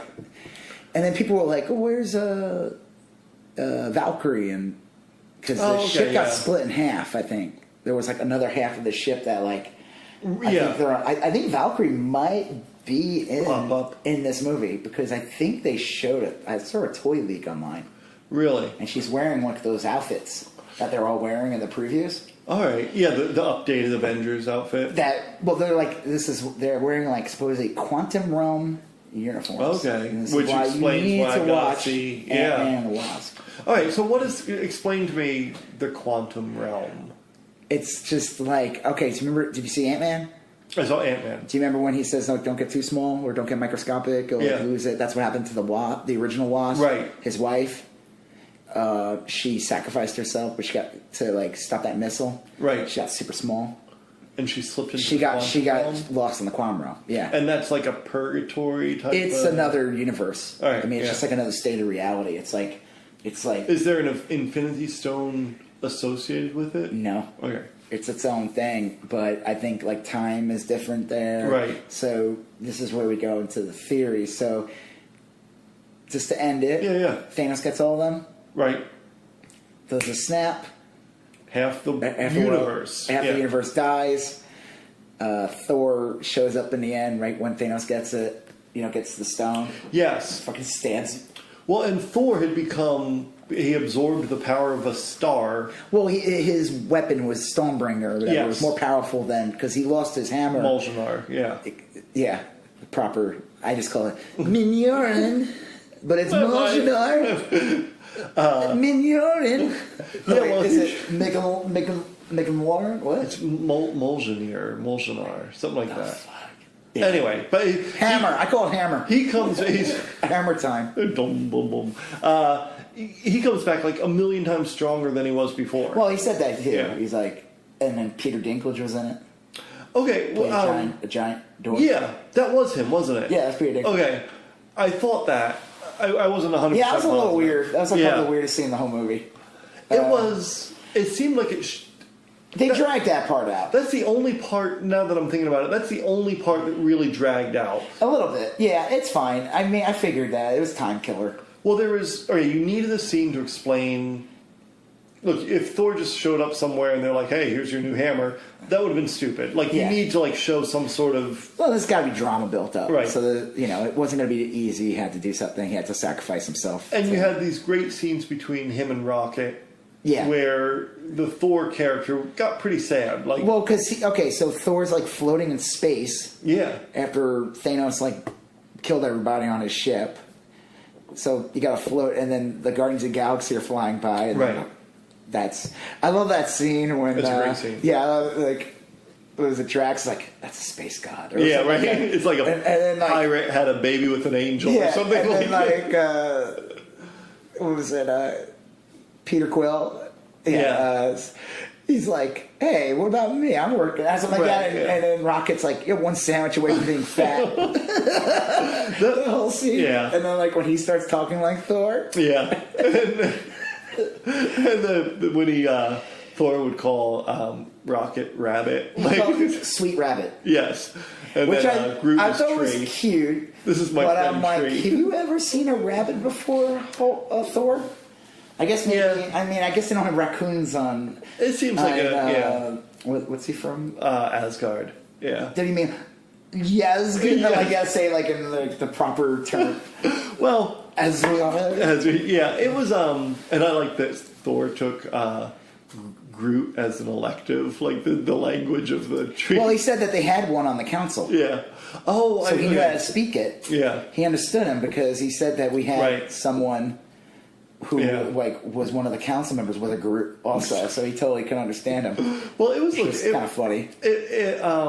God, every part of it moved so well. And they explained more about him too. See, I like that when he talks about how old he is. Yeah. So this is where we talked about this in the previous podcast. Okay. And our future guest, remember that guy who told us wife or whatever. Yeah. About why he likes Oh. Marvel movies Yes. because of science Right. in it. Yeah. But they kind of explained how, like, and now I liked how they explained Thor. Okay. It's like it wasn't all magic based. There was like a science to it. Yeah, right. And the same thing with Doctor Strange. It's like they're protecting reality. It's like Yeah.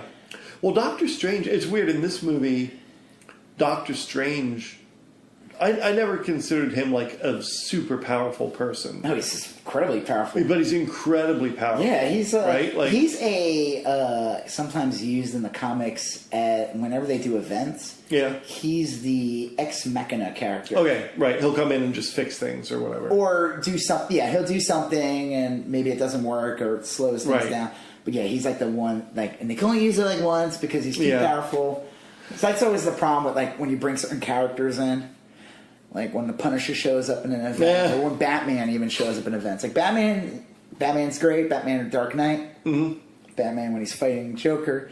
But when Batman's on the planet of Apocalypse, Right. fighting Yeah. Darkseid, it gets a little silly. World's greatest detective. I mean, But it's just like it's like how much of a threat is he really at this point? well, that's I feel the same way They have, about to, they like, have to play up his smartness, like Black Widow. And, right? Like she's a great fighter, but Sure. I mean, and same thing with Hawkeye too. They made Yeah. jokes about Hawkeye even in the first Avengers Right, movie. yeah. Like, you know, he's just like the guy who shot arrows. But Yeah. I liked how they had to like kind of beef him up a bit, like in Age of Ultron. He when Scarlet Witch is like fucking with all of them, Right. He's the one that like stops her. Yeah. He's like quick enough to be like, you're not doing They that to me. almost give him like Captain America light super soldier powers. Yeah. You know, and same with Black Widow's doing all these crazy moves where you're like, Right, but they're not Captain America. No. It's totally weird. I always remember, like in the comics, Captain America was always supposed to. They make him more powerful in the Oh, movies. absolutely. In the comic, he was supposed to be like. He probably had like the strength of like two guys, like Yeah. two strong people. Like he was a Right. super soldier. He But he would- wasn't. They have him doing like jumping out of planes with a parachute, no. lifting a car. Like he's Yeah. definitely more elevated in character. Yeah, he's not like, oh, I could theoretically be that strong, but he's like only slightly stronger than what is probably possible. He's like a athlete. Yeah. Yeah. But better. Like, right. Yeah. He's Just a little. Yeah. Yeah. Well, it is weird. I think they handle that pretty well too, because like when you're looking on the spectrum of like powerful to least powerful, like who would you?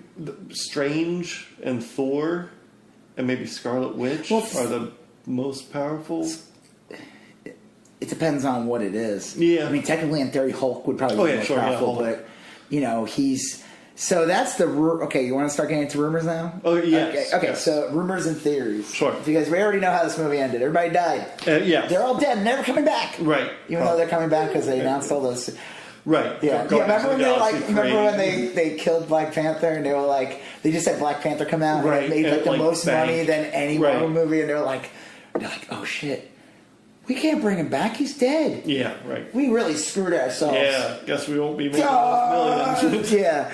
No, they're gonna bring him back. They're gonna bring them all back. You know what? They're gonna bring back Emperor Palpatine too. Well, I could see them not bringing back one or two for like dramatic effect. Right. Like there's But- theories they weren't gonna bring Loki back, but they announced a Loki series Right. on. Netflix. But he's No, like a- Disney Channel. Now the question is, what do they do? So, what are they going to do in Endgame? Are they gonna? Because all they have to do is, in theory, Right. all they have to do is just get their hands on the Infinity Gauntlet and just reverse everything. Well, and what then no one's happened dead, and they just like it's at just the- back to the beginning. At the end of Infinity War, the Infinity Gauntlet's pretty fucked up. The actual gauntlet's fucked up. It escapes with Thanos. Right. I like the ending of it because it reminded me of the ending of Infinity Gauntlet comic. Okay. But it's weird though because in the ending of the Infinity Gauntlet comic, there's a point in the comic where, and this might be considered a spoiler, guys, Sure. but this is a comic. It's not the same storyline. Because you got death involved, Mephisto's in it. Literally, the Marvel's devil Right. is like assisting Thanos. He's like his lackey in the whole comic. So yeah, there's more, Galactus in it. Right. A lot more cosmic characters. Yeah. It's much grander than. The movie's grand as hell, but the comics, you got like Eternity. You can do whatever you want. Yeah, you got all the characters, and Marvel still didn't, Disney didn't buy Fox yet. They don't have all the assets yet. And you don't want to. I feel like people were complaining like, how come Captain Marvel wasn't in it? It's like, well, she's not in the movies yet. Now that you saw the movie, it makes sense she'd be in it. That's why Infinity War worked, because except for Thanos' little bad guys, you knew who all these characters were. Yeah, well, so you were familiar with them. If you had to introduce new heroes, it would buckle under its own weight. Right, it would be like it would suck. Like, I mean, did they introduce new heroes at all? I don't think so. I think every character, except for Peter Dinklage's character, who's really just like... He's in there for a few minutes. He's just like a guide. Yeah. He's not really like... I doubt he's going to show up later and be like, I'm going to help you, Thor. They were all in there. You've seen them all in the movies. They're all existing characters. You might have had to have watched... I mean, they weren't all in previous Avengers movies, but if you had kept up with the MCU, you would have... And that's why it worked, because you already were familiar with them. The drama worked. You didn't have... Like you said, with the... When Black Widow looks at Bruce Banner, you didn't need... you don't need 10 minutes of exposition. We know exactly what it is. And it was a good way to like kind of end that silly storyline. Yeah. Even though I heard theories too. Right. Okay, so supposedly there's spoilers on the internet. Okay. I think I might have seen one or two things. I did see a toy. Okay, and you said the toy was of... okay, it's a glove. Oh. And it might already be in the market already. I saw the toys leak online like 4 months ago with the quantum suits. Okay, yeah. Which plays in the Ant-Man and the Wasp. Which I still have to see. Yes. Oh, God. A foul sin by not seeing a box on your house. Yeah. You know what? Fuck it. It's over. Forget it. You still talking about it. Bye. Go watch it. We'll come back. Yeah, okay. All right. He saw it. All right. Wasn't it great? It was amazing. Ants. Wasps. Right. Loved it. Couldn't have asked for anything more. Paul Rudd. Yeah. Man. Paul Rudd. He's good. Yeah. So. And evangelicals. That was weird. What's her name? Lily. Angeline. Not Jolie. Evangeline Lily. Yeah. She's really good. Yeah, she's great as. She's not Janet Van Dyne. She's a different name. Yeah, I heard they took some liberties with like. Well, the thing about Ant-Man and the Wasp is that they were originally Avengers characters. They were part of the initial team of the Avengers. Like they're in the first issue. Like from like 63? They're the first appearance. Yeah. They changed things around, so they made Hank Pym older. Right. Scott Lang is not... Hank Pym is... Yes, I like that. I thought that was great. When they did Ant-Man, one of my favorite things that they did was... It was a smart way to bring in something without having to have this insane long... Like, they didn't have to, like, have an origin for the technology. Right. It existed already. It was in the world. They just had to explain it a little bit. Hank Pym was like a super agent in the he operated like in the 60s and 70s and 80s. Yes. With his wife. That was great. That was a good little backstory. And then Scott Lang is the new Ant-Man. So that was a good way to bring all that in. So now you go to Endgame. Yeah.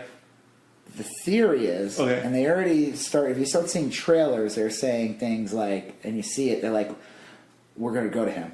Let's go get him. Okay. And then Captain Marvel says something like, well, let's just go make our own. Our own Infinity Gauntlet. All right. Which is like, wait, what? How do you make your own Infinity Gauntlet? Right. So the toy online, supposedly, is a Iron Man glove with the Infinity Stones on it. Like Iron Man, Tony Stark would wield the Infinity Stones? This is the theory. It's a toy. Now, again, guys, before you freak out, like, oh, what the hell are you going to buy for me? It's a toy. There was a toy me and my son saw at the store where, because you remember how the Hulk would not come out the whole time during Infinity War? Yeah. Because he didn't want to be used anymore. And it was also a good way to write him out of the movie because he's so powerful. Yeah. It changes the course of the movie. I mean, eventually he would get his revenge from Thanos and stop him. It's like it gets him out of the picture. Weakens him a little bit. But there were all these toys where they show him breaking out of the Iron Man, the Hulkbuster suit. And that didn't happen in the movie. Right. It hinted at it, but then Hulk goes, no, and then it's Bruce Banner's like, screw it, I'm going to do it myself. Yeah. I when I saw that, I remember thinking the suit was going to burst and the Hulk would be there. Right. There's a few scenes in the trailers for Infinity War that never made it. Right. Marvel has done that in the past. Yeah. They did it with Thor Ragnarok, where Thor loses his eye. Yeah, right. And in the trailer, they show both his eyes with lightning. Yes. And then later on, when it because he lost his eye, Yeah. he only has lightning coming out of the one eye because the other one's Right. a gaping hole in his skull. Yeah. So Marvel has done that, and they have the technology to fuck Sure. with it. And I wasn't shocked because I remember that scene when they show them all running in Wakanda. Yeah. And the Hulk's running. It looked kind of fake to me. Like they kind of It slapped just didn't together. look as good as the movie. Yeah. Like it looked like an obvious, like this is CGI. Like, Right. And their CGI is better. Like Yeah. they're better at it. They. So the theory is that they're gonna go use the quantum realm. Okay. I kind of don't like this. I hope that's not the case, but supposedly they're gonna go back in time, Okay. confront a younger Thanos, Okay. I'm with acquire you. all the stones. But that doesn't make any sense because if you go back in time, you could just change the court. You could just kill Thanos. Yeah, but remember. And then you don't have a Infinity War. Yeah, but remember. So like, why do you need to go back? I don't get it. Like, There's why a do you, scene, and I noticed it. Yeah, I'm convinced time travel has something to do with it. I kind of hope it doesn't. I really don't. I think it's inevitable because Yeah. so much of Infinity War kind of alludes to that. You know what I mean? And Well, then yeah, two or three things. One is Thanos on Titan looks at Tony Stark and says, Tony or Mr. Stark or something like that, and Iron Man's like, you know me, like you know who I am. I'm cursed with knowledge too. Right, exactly. And so I think that Or you're not the only one cursed with knowledge. right, yes. And I think Iron Man met Thanos before, right? I don't. That's a possibility, but I don't think that's what he's implying. I think because remember Iron Man's the one that flies into the portal in the end of Avengers and throws a missile at them. Oh, okay. He's the one that catches the missile because remember they were Right. going to launch the missile, Yeah, and destroy Manhattan. right, That was the government's and Iron Man's the one that right.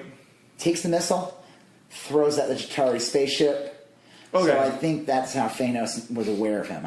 That's a possibility. I'm pretty sure that's the case. But remember also, And that he would be paying attention to him because he would know that he was... there's a bunch of threat shit now. like this that happens though in that movie, Infinity War. Because remember when Doctor Strange first pops in on Tony Stark and Pepper? Yeah. And he's like, and Tony Stark and Pepper are talking about maybe getting married. Yeah. And Strange pops in and says, "Congratulations on your wedding." Well, I think Which they hasn't already even happened yet. No, I think they already were. I'm pretty sure They were already married? No, they were discussing it, and it was already news that they were getting married. So it might have already been on the news, and that's why. Oh, okay. So I don't think they were like, "Hey, you want to get married?" I think they See, already I were thought- getting married. I thought it was like Doctor Strange almost popping in from the future. No. See, and here's my big thing is why it's time travel is because Strange went to 14 million different futures. Yeah. He saw the one Possible Right. scenarios. but he says specifically, "I was in the future. I was in the future looking at different Yeah. outcomes or whatever." And then he says, then he knows what he has to do. He comes back, snaps out of it, Yeah. and he's like, "I know exactly what we have to do to get to that one future."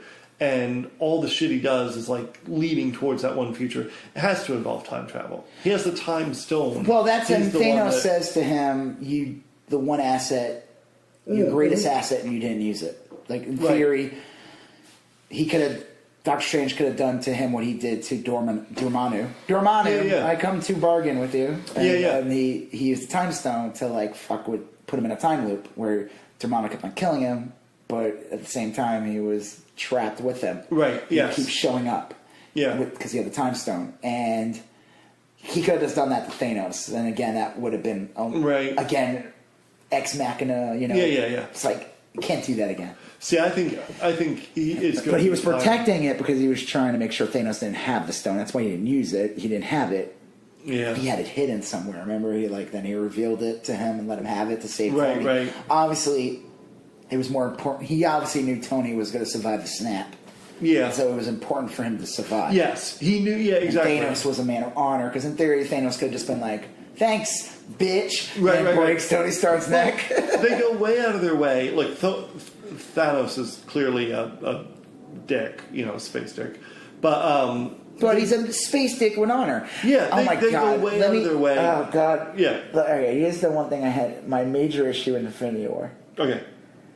Was that they made, and this is where politics invades and ruins everything. There's people online who thinks that, like, they don't think that Thanos is the bad guy. I'm familiar with this. And I'm just like, I knew it too when I was watching this. I'm like, there's going to be idiots who are going to be like, well, Thanos isn't a bad guy. Actually, someone online, I think it was Jenny Nicholson or something. She's like YouTuber. Yeah. She had a really funny thing. She said that in theory, even removing 50% of the population would do nothing. Yeah, right. It really doesn't solve the problem. Like maybe it'd be a little quieter or something, but it'd solve it for like 6 or 7 years, right? Well, it wouldn't even, because you would have to recover from all the loss. There would still be like infrastructure damage from people just being missing. But yeah, it would eventually, after like 20 years, you'd be right back to where you started. Yeah, you're right back to where you. So by a generation's worth of peace. That's why Bill Burr showed up. We talked about this. Bill Burr had a funny comedy special where he said that he wishes a politician would have the balls to come out and say, "Listen, 80% of you got to go." Well, I'll tell you, like they go way out of their way in Infinity War to make Thanos seem not relatable or sympathetic, but like, well, you want to make sure you got to care. If you don't care about the villain, you don't have a good villain. It's like he really did love Gamora. He really felt bad. Gamora. Yeah, he felt bad that she hated him. What'd you do to her? Yeah, Gamora. My Gamora. Yeah, right. But he felt bad about that. He did. He felt so bad after throwing off a cliff. He legitimately thought he was doing the right thing by killing half the, universe's population. Well, he said that Gamora's planet. He brought up an example and said they're thriving now. Right. Well, and there's this great scene where like Gamora's like, "You're the only one that thinks that," or something like that, and he's like, "I'm the only one who realizes that," or something like that. Like, he's like agreeing with her in a sense, like, no shit, I'm the only one that sees this. And he's like, well, his theory is like, it would not be prejudice. It would, or rich or anybody, doesn't matter who they are. Yeah, it's like a toss of the coin, and it's a weird villain. He's not like a classic villain. It is definitely different from the comic where he's just obsessed with death. Right. He wants to destroy half the universe so that death would fall in love with him. Yes. And which is definitely toxic masculinity. Yeah, right, ladies. Well, right, ladies. Yeah, like I remember. Okay, so I watched the movie again last couple days with Amanda, my wife, and the parts where I forgot. No, right. Oh yeah. My wife. Yeah. The parts where she like perked up were the part where Owen died. Well, the comedy scenes with Thor are just very funny. Yep. She's a big Bradley Cooper fan, so she liked the raccoon scenes. I never think of him though. No. That voice he gives him and everything, like Pikachu with Ryan Reynolds. Obviously, it's Ryan Reynolds. Right. In the new Pikachu movie. Yes, you know who it is. But like, raccoon, why would you need... I would never think that's Bradley Cooper. He's doing such a good job. Oh, Doing his voice, and you see the raccoon, he becomes that character, which is great. Absolutely, yeah. I mean, not that Bradley Cooper has this super distinct voice, but it's like... Well, the other scenes she picked up on were the Gamora Thanos scene. Yeah. And that's kind of a real poignant scene when Spider-Man died. That's a very, very sad scene. Yep. And there was one other one. But there were all these... when Vision and Scarlet Witch, right? I like when she dies and she turns to dust and she kind of looks up. Yeah. I mean, I like it. It's sad. It's like, it is. It's real sad. I mean, it's really well done. And that scene's amazing when everybody starts turning to dust and it's because you don't know as an audience member. I was spoiled going into it, but I had lost track. Well, so many of them died. What was the obvious things in the end, though? Everyone that survived were Except for Nebula and right. War Machine. Well, no, he was there from the first movie. Oh, it's all the originals. Yeah, everyone that survived is from the first movies. Is from the first Tony Stark, Captain America, Thor, Tony Stark, War Machine, Black Widow, Hawkeye, who's not in Infinity War. No, but he is. Yeah, he's in this. Supposedly, the rumor in this, right. My theory, he takes on the Ronin persona. Okay, which is what he did in the comics. Okay, it's his like ninja character and like multiple. They had in the comic that multiple people take on this persona, but like Hawkeye was taking it on first, and he's Ronin and that's where the theories come in. Supposedly, there was rumors that there was going to be like a 5-year time jump, and they were actually going to show like people living in this world now for 5 years. Well, that'd be cool. That'd be interesting. Time obviously does pass because they show in the trailers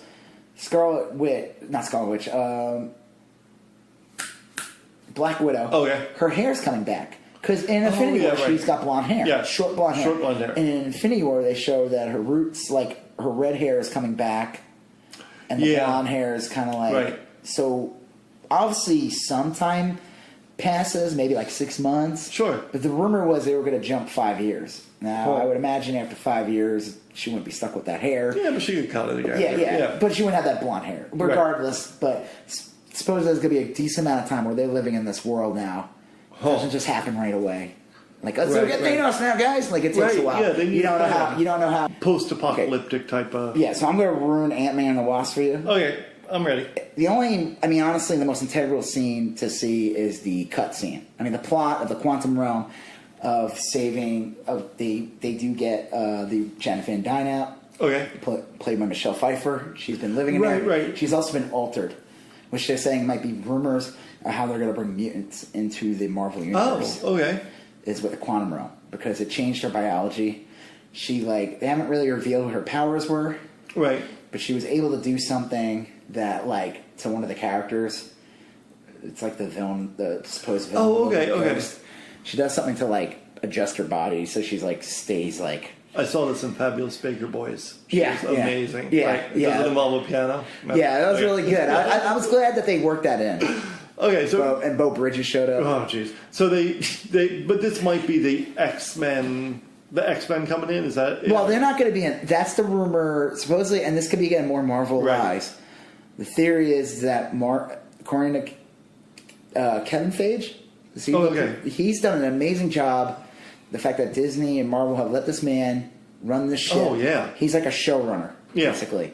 And he's run this ship and he's run a tight ship. It's pretty airtight, yeah. And people they complain about I hear some people make like little snide comments like, oh, and you just gotta Marvel's like McDonald's or Marvel's like this. I'm like, no, it's not. Not at all. No, it's Panera Bread. I'm just kidding. Well, to step up. No, it's not. It's well done. It's a well-oiled machine. Yeah. And if you watch all the movies, the really good ones are the ones that stand out and they work on their own. And they have an actual, like, you definitely see the directors shine through it. Well, they're so intentional. I love that about them, that they all fit together like a puzzle. Right. But I also think they do work on their own, too. Now, I know what you were saying when we talked about it originally, like Infinity War. Yeah, you can't have that be the first Marvel movie they watch. No, well, look, I'll tell you, my wife... She hasn't seen that many Marvel movies, and she was able to sit through Infinity War, and she really only had a few questions that were pretty, like, oh, I could see why you would, but this is why that is. But it makes sense enough. And Thanos has never really been in any. He's only he's in 1-2 second scene in Avengers. He's a cameo, an extended cameo appearance in Guardians of the Galaxy. Yep. He shows up for 2 seconds in Avengers 2. Yeah. And you don't see him until Infinity War. He doesn't show up for another 3 years. But Infinity War could stand on its own as a movie, but it's greatly enhanced if you had seen it before. And that's what Yeah, and all of them are like that. Like you can see Doctor Strange. Well, here's the thing. It's like the old theory. I think it was Jim Shooter or one of the editors at Marvel Comics said that, and this is why comics were different back when we were younger. Mm-hmm. was that you had to treat a comic book as the first comic a kid would read. Right, yeah. So sometimes you had to have the character say something, like have a thought bubble, like, oh, like when I always shoot my web. Yes. Or like, oh, like No. my old Aunt May, I gotta, even though Aunt May's not even in the comic, gotta at least mention her. Yes, so it's I remember that. We're talking about Spider-Man here. Well, Spider-Man was like my big comic in middle school. There was like 3 or 4. There was like Spectacular Spider-Man, Amazing Spider-Man. I think there was a Peter Parker. Spider-Ham. Well, no, awesome. I think there's a Peter real one. Parker. It was okay. So it was Amazing Spider-Man. Yep. Peter Parker is Spectacular Spider-Man. Okay. Web of Spider-Man. Yep, I remember that one. And then eventually Spider-Man, which was the Tom McFarlane comic. I don't remember that. Okay, I mean, I remember it, but I don't remember that. That's when they wanted to keep Tom McFarlane, and they gave him his own Spider-Man comic, and they let him write it. Okay. Yeah. Well, I remember buying like all the Spider-Man comics and being real frustrated often by like the constant drumming. The best of, comic, like, I mean, even to this day, I always say this, like the one I always bought, even to this day, I bought the Spider-Man one because it was Tom McFarlane. I love his art. Yeah. But the one book I always read was Amazing. Oh, yeah. I always felt that no matter what happened in whatever mattered the most in the universe of Spider-Man, it was always going to happen in Amazing. Yes, right. Spectacular was like more like the side characters. It was more reality based. More important, like some important incidents happened in Spectacular. Yeah. Same thing with Web of Spider-Man. Some important things, but honestly, Amazing Spider-Man was the canon. Yeah, because and I'm sorry to say, it sounds like people say like, oh, you shouldn't base things on value and stuff, but the Amazing Spider-Man back issues are worth a lot more than Spectacular. Yeah, well, there's probably a reason. There's a big reason because the important shit happened. Yeah, they were the better books, and they also the most important stuff happened in it. Yeah, I could be misremembering this, but I remember Amazing Spider-Man being the classic book, and then Peter Parker the Spectacular Spider-Man was like a little more modern, a little more focused on Peter Parker as opposed to Daily Bugle shit. Yes. Yeah. And it seemed like they were trying to make it a more adult. Was it? I don't know. I honestly, it's funny. I think my brother read Peter Parker more than Yeah, we're getting away from. Okay, right. Okay. But like I was saying, they do a good job in that. They do make references. The characters talk to each other and say things, so you know what it is. Yes. And like you said, yes. If you've seen all the movie's richer. Yeah. Oh, yeah. You get a much better experience out of it. Yeah, of course. So. Yeah, I'm really curious what to happen. Do you want to make any ridiculous? Give me the most. My most ridiculous? Yeah, what do you think is going to happen in this movie? I think it's all going to come down to Doctor Strange's plan, which involves time travel. Yep. And I think you're going to see callbacks. Here's my weird theory. You're going to see callbacks to all the previous Avengers movies. And maybe some of the original ones. Like you're going to see a scene from Thor, the original Thor, where you see it from a different perspective. Yeah. Or you see it from like a new perspective. Where you're going to go back and you're going to see like a scene from, the Doctor Strange movie that's going to take on a new relevance. And I think that's going to be their master stroke of writing is like, look, it really was all planned out from day one. So, that's the thing. And that's the difference between Star Wars, the new Star Wars movies, and these Marvel movies. That I really believe they are not making shit up on the spot. No, they have a tight plan. That's why they said, "Yeah, great, you got the rights for." And maybe they're lying. They could be throwing us a curveball. They might drop hints that Fantastic Four exists in this universe now. Maybe the X-Men in some way. Sure, they might drop a hint. But they said, and I believe that. Because they run such a tight ship and they do these phases. They call them phases. We're in a phase 3 now. Phase 4 starts with... wasn't Captain Marvel the first phase 4? No. Phase 4 is after Endgame. Endgame's the end of phase 3. So phase 4 starts with the Spider-Man movie that comes out in July. Okay. Far From Home. Far From Home. Yeah. So they have a 5-year plan already. For the next... And they already have 5 years of list. And again, who the hell knows? It could all be a ruse... I just saw... Obviously, these big, giant corporations are working. This Fox deal wasn't going... This didn't just happen out of nowhere. Right. They've been working with them for years. Like, when they announced that Fox bought... I was thrown for curveball when when Disney bought Marvel. I didn't see that coming. Yeah, it's weird. But I did when they bought Star Wars. I wasn't shocked. Right. Because they had a huge relationship with them that goes back many years. They were always It's a good fit. They were part of the theme park, too. Mm-hmm. They always had a presence. That one didn't blow me away. I was like, okay, that makes sense. But when Disney bought Marvel, I was like, whoa, I did not see that coming. Yeah. I don't think I ever... I'm trying to remember. It's much less of a good fit. I don't... For the movies, they've done a fine job of like letting them do their thing. Yeah. The comics have been a little weird. I don't know if the quality's gotten worse. Do you still read any Marvel properties? Yeah, I do. I feel like they just shit out number ones now. Like they don't really have while DC just celebrated 1,000 issues of Detective Comics. Not to say that they never rebooted. They rebooted when they did the New 52.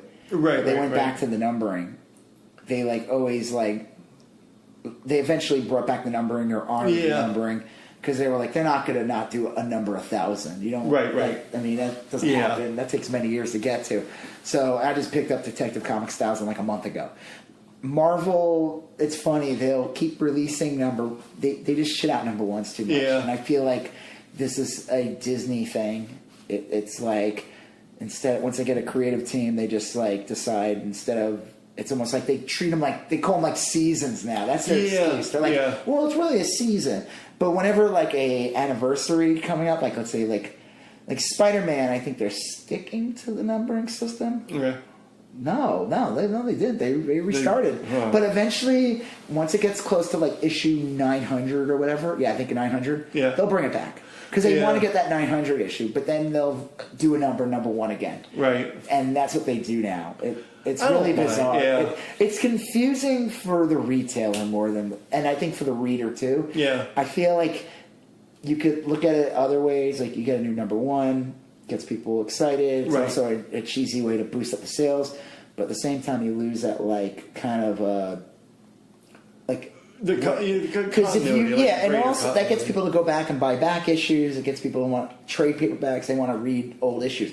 But if they're just picking up a number one, they might not give a shit about the past 40 years. Well, I'll tell you, I remember growing up, I was a huge Marvel fan. I picked my side, and Marvel was it. Like when I was a kid. Yeah. And the thing that used to drive me nuts is that you'd be reading a Spider-Man book. Or like a better example, like a Green Lantern book. That's DC. I'm sorry. Anyway, I would be reading a Spider-Man book, and then reading some comic book. There'd be like another arc in another series, and you'd have to like go buy a few episodes or issues from like another property and come back. I guess on the DC side, I guess they did that too because I'm thinking of Green Lantern and Green Arrow. There'd be a lot of overlap, and you'd have to like. It's I don't know. I just feel like since Disney's bought Marvel, the focus has definitely been more on the movies.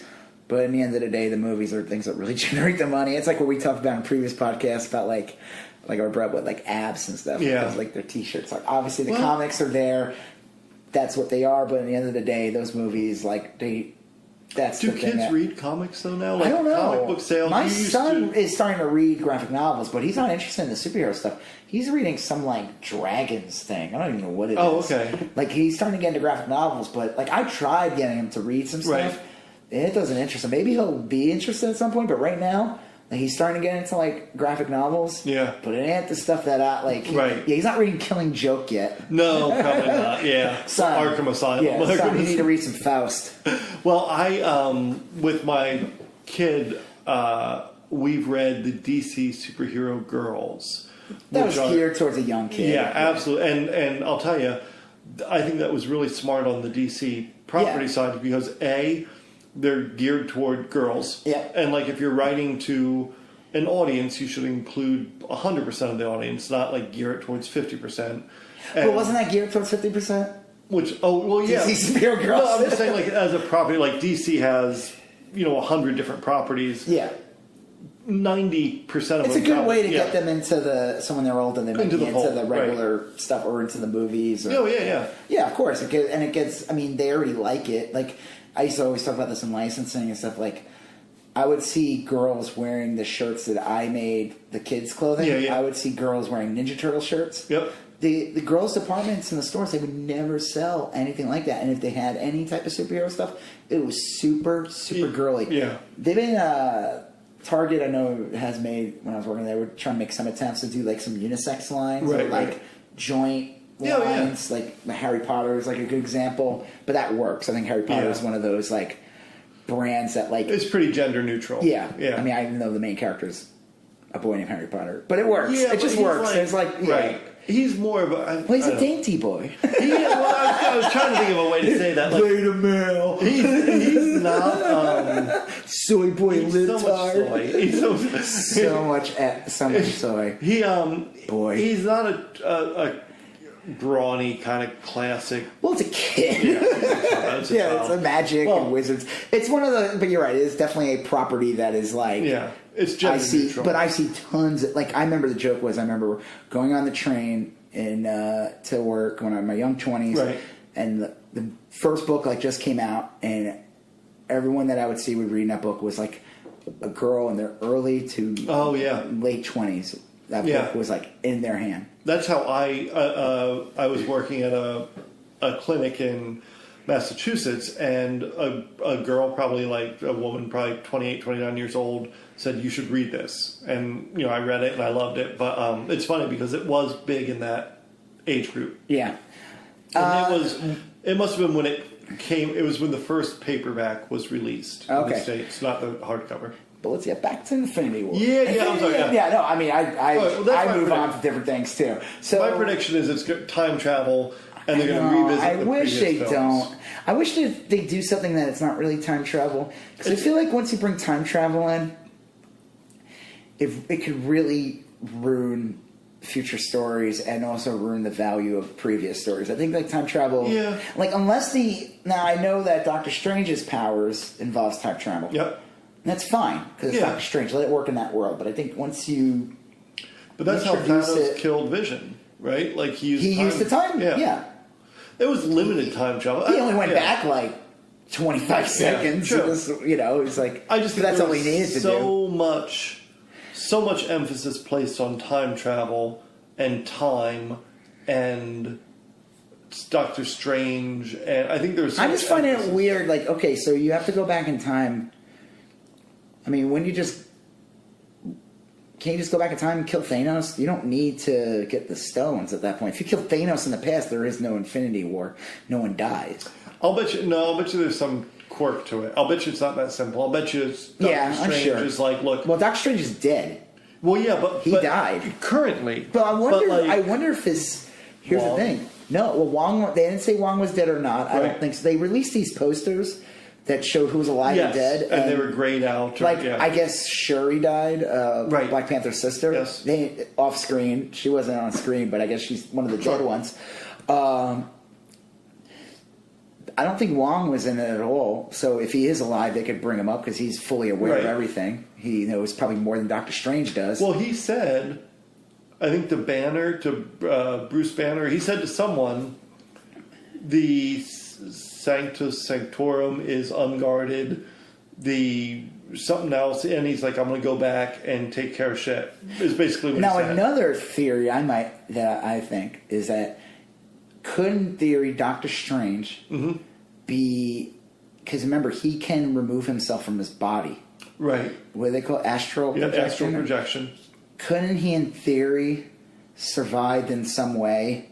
Even though his body died, right? And I don't know how that works. Like, does Thanos, when he did the snap, do you just literally cease all existence? I don't know. Or can he be, as he started, he turned into a Casper the Friendly Ghost and is going to guide the Avengers or something? Someone said, because that's happened. He's been trapped in astral projection for several in different storylines and stuff. I think it was on Twitter, I saw some random person swearing up and down that no one really died. They just got all transported into the Soul Stone. Which is actually part of the Avengers. That is part of the Infinity Gauntlet storyline. Okay, yeah. That's what happened to Warlock. Warlock is not introduced yet. They hinted at him in some of the Guardians of the Galaxy movies, like in the ending. But he's not. He's the main hero in Infinity Gauntlet comic. he gets in the end, he's like, starts a group called the Infinity Watch, and it consists of him, Moondragon, Gamora, Drax, and Pip the Troll. I do not know that. I thought I knew Peter Dinklage was going to be in this. I forgot. I thought he was going to play Pip the Troll. And I was like, really? They're going to have that character? Yeah. That's a dumb name. And then they just call him Pip or something. Yeah. It's just some guy on the internet, like, trolling people. Okay, so... yeah, right. Did you see the video? Did you see the full video? Right. Of Thanos? I don't know. I think Thanos is onto something. How's Thanos not a racist? Yeah. Oh, jeez. If you... okay, so, like, if they're all in the soul world... Thanos is not a racist. I want to get that out of the way. He hates everybody. Yeah. If you... Then they would... And loves everyone. Yeah. Well, so the soul world is a potential that they are all on the soul planet. The other rumor was, where the hell did Thanos go in? So in the end of Infinity War, it mirrors the end of the Infinity Gauntlet comic. So in the end of the Infinity Gauntlet comic, a young Gamora. No, well, yeah. So she's kind of like the proxy for death. The baby Gamora. She's like the death role in Infinity Gauntlet. But like when Thanos, so Thanos snaps his fingers, and then he wakes up again on like that weird planet. In the water. But I think that's all in his head. Who the hell knows? But then he goes and he sees Gamora like under a pagoda or something, and she's like, "Did you do it?"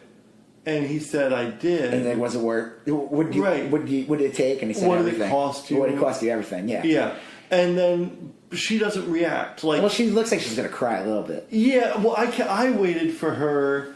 At first, when I saw it, I was like, she's going to laugh and she's going to be an evil projection or something. Yeah. And then she wasn't laughing. And I was like, maybe she's sad. But like to me, she didn't seem like she looked like she was. If the camera stayed on her, she would have cried. Yeah. Okay. But, and then it cuts to everybody starting to turn to dust. Right.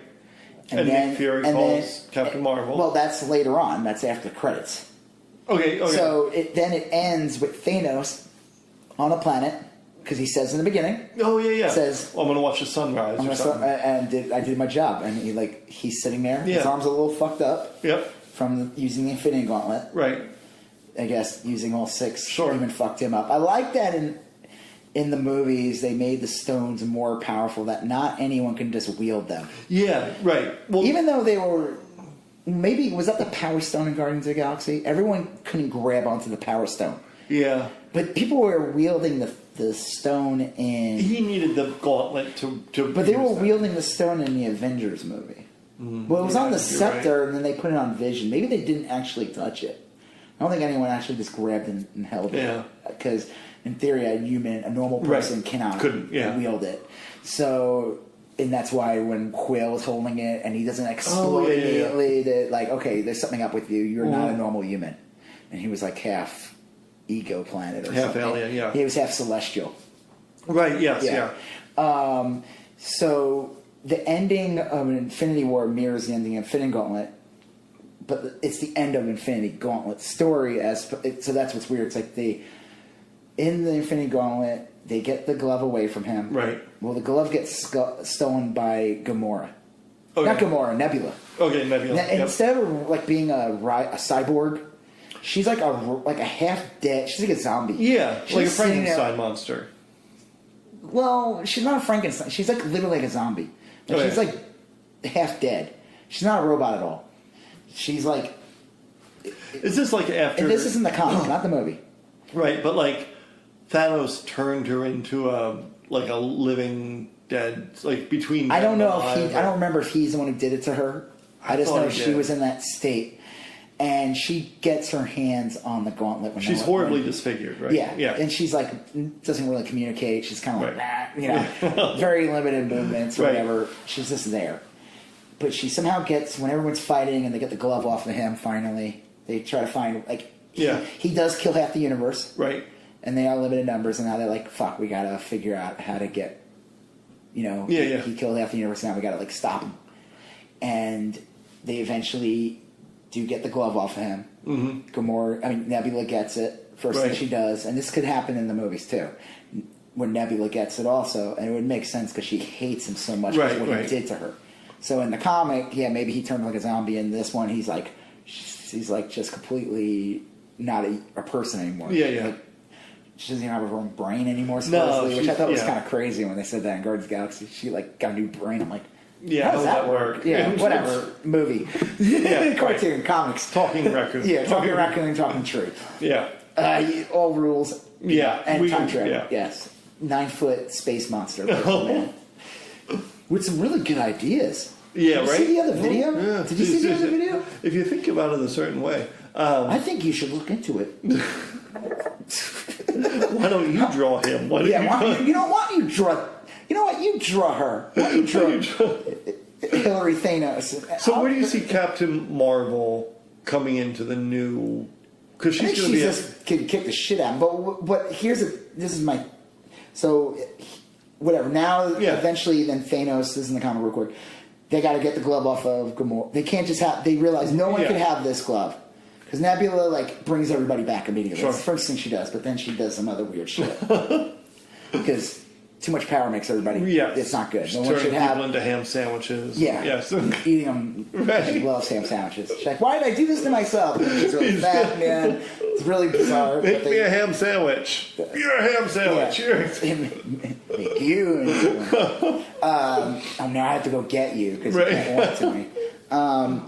So then Thanos helps, which I always kind of hated that. Yeah, He was like this horrible villain, and then all of a sudden now he's like got to help them. Right. And my fear is that's what's going to happen in the movie. Is that now he's going to have regret? Yeah, he's going to have to help get the glove away from whoever, if it's Nebula or whatever, get it away from them. Oh, okay. And so they get the glove, they separate it, they're like, can't have. Right. So they start the Infinity Watch, which of course, like every comic, has to lead to another comic. Sure. Just like these movies will lead to other movies. I don't know what they're going to do in this. They didn't announce an Infinity Watch movie, which sounds horrible. Yeah, it does. They'll probably just destroy it, so we don't ever hear about them again. So they just move on to the next storyline. But in the end, they drop Thanos off at like a planet. I don't know if it was... I don't remember at the time. I haven't read the comic in like 20 years, but it ends with him on a farm. You see, and they even showed it in the trailers where they... In the first trailer that released, where he's walking through like a field and you see like a scarecrow, and the scarecrow is Thanos' costume. And you see that in the end, and you see Thanos just sitting there in this porch, kind of smiling in the end. Like he's happy. He's content now. So I found it interesting that in the Infinity War, even though it's not the end of the end of this movie. That's why they didn't want to call the other one Infinity War, right? Because they want to treat it is almost like its own movie. It is like an ending. Thanos is happy. He's content now. He did his job, and he's looking at the camera, and he just like kind of he's like, right, yeah. I done good. Yeah. Now I can relax. It is. My arm's sizzling now. I'm gonna need a little cortisone. Yeah, farmer's tan. I'm gonna need a little Calmon lotion for that. A little butter on that. It's I can see all that. I don't know. Look, the movie's gonna be great. I just hope I really am not a fan of time travel. The other thing is, and this isn't a rumor, it's just the toys are out there. Right. It's funny. It's like. But again, I'm a big dork and I pay attention to these things and I look for it. Not everybody's looking for it. Not everybody has kids. They're not going to the toy section. Sure. So most people, they're not even in the trail. They're hiding the Hulk. Oh, okay. So the Hulk in this movie, and I could be wrong, is that he is now a merging of the Hulk and Bruce Banner as he's going to be the Professor Hulk. Oh, I remember this. He's like a combination. He's a combination of them. Like they are now one. He used to wear a white lab coat, right? Well, that's the '80s one. Yeah, Hulk gets smart. I remember that. I love that, and I love in the comic. He wore glasses. He gets a character called Nightmare, starts invading giving him nightmares. Makes sense. His name's Nightmare. Sure. He's actually an old Doctor Strange villain, but he would go in. He's from the Nightmare realm. Right. Yeah. Really living up to that name, Nightmare. And he's starting to get he's like, they make him like he's Bruce Banner. He's now the hero. He's using the Hulk as like the right way. Yes. He's a scientist, and they show in the corner him as a scientist, like the Hulk. And then in each issue, he just starts to get because Nightmare is doing something to him. Oh, yeah. This is complete control by the issue 300. Becomes a full-on monster Hulk. But the up corner, it was like 20 issues when I was a kid. I remember looking at it, and it just like the Hulk. Every issue is just starting to tear that coat, get angry, and then by the last one, he's just like, raw, and like the lab coat's gone. Yeah, it's awesome. Like he's got like the beaker in the first one. Right, yeah. I think I remember that cover, to be honest with you. But then they eventually, they did another, like 100 issues later or whatever, they did another like Professor Hulk. Okay. Where they merged, because he was the Gray Hulk. Yeah, I remember he was like Red Hulk, Gray Hulk. Well, Red Hulk was not him, ever. He was never Red Hulk. That's a totally different character. Like, yeah. Bruce Banner, something happens, and then Bruce Banner becomes the Gray Hulk.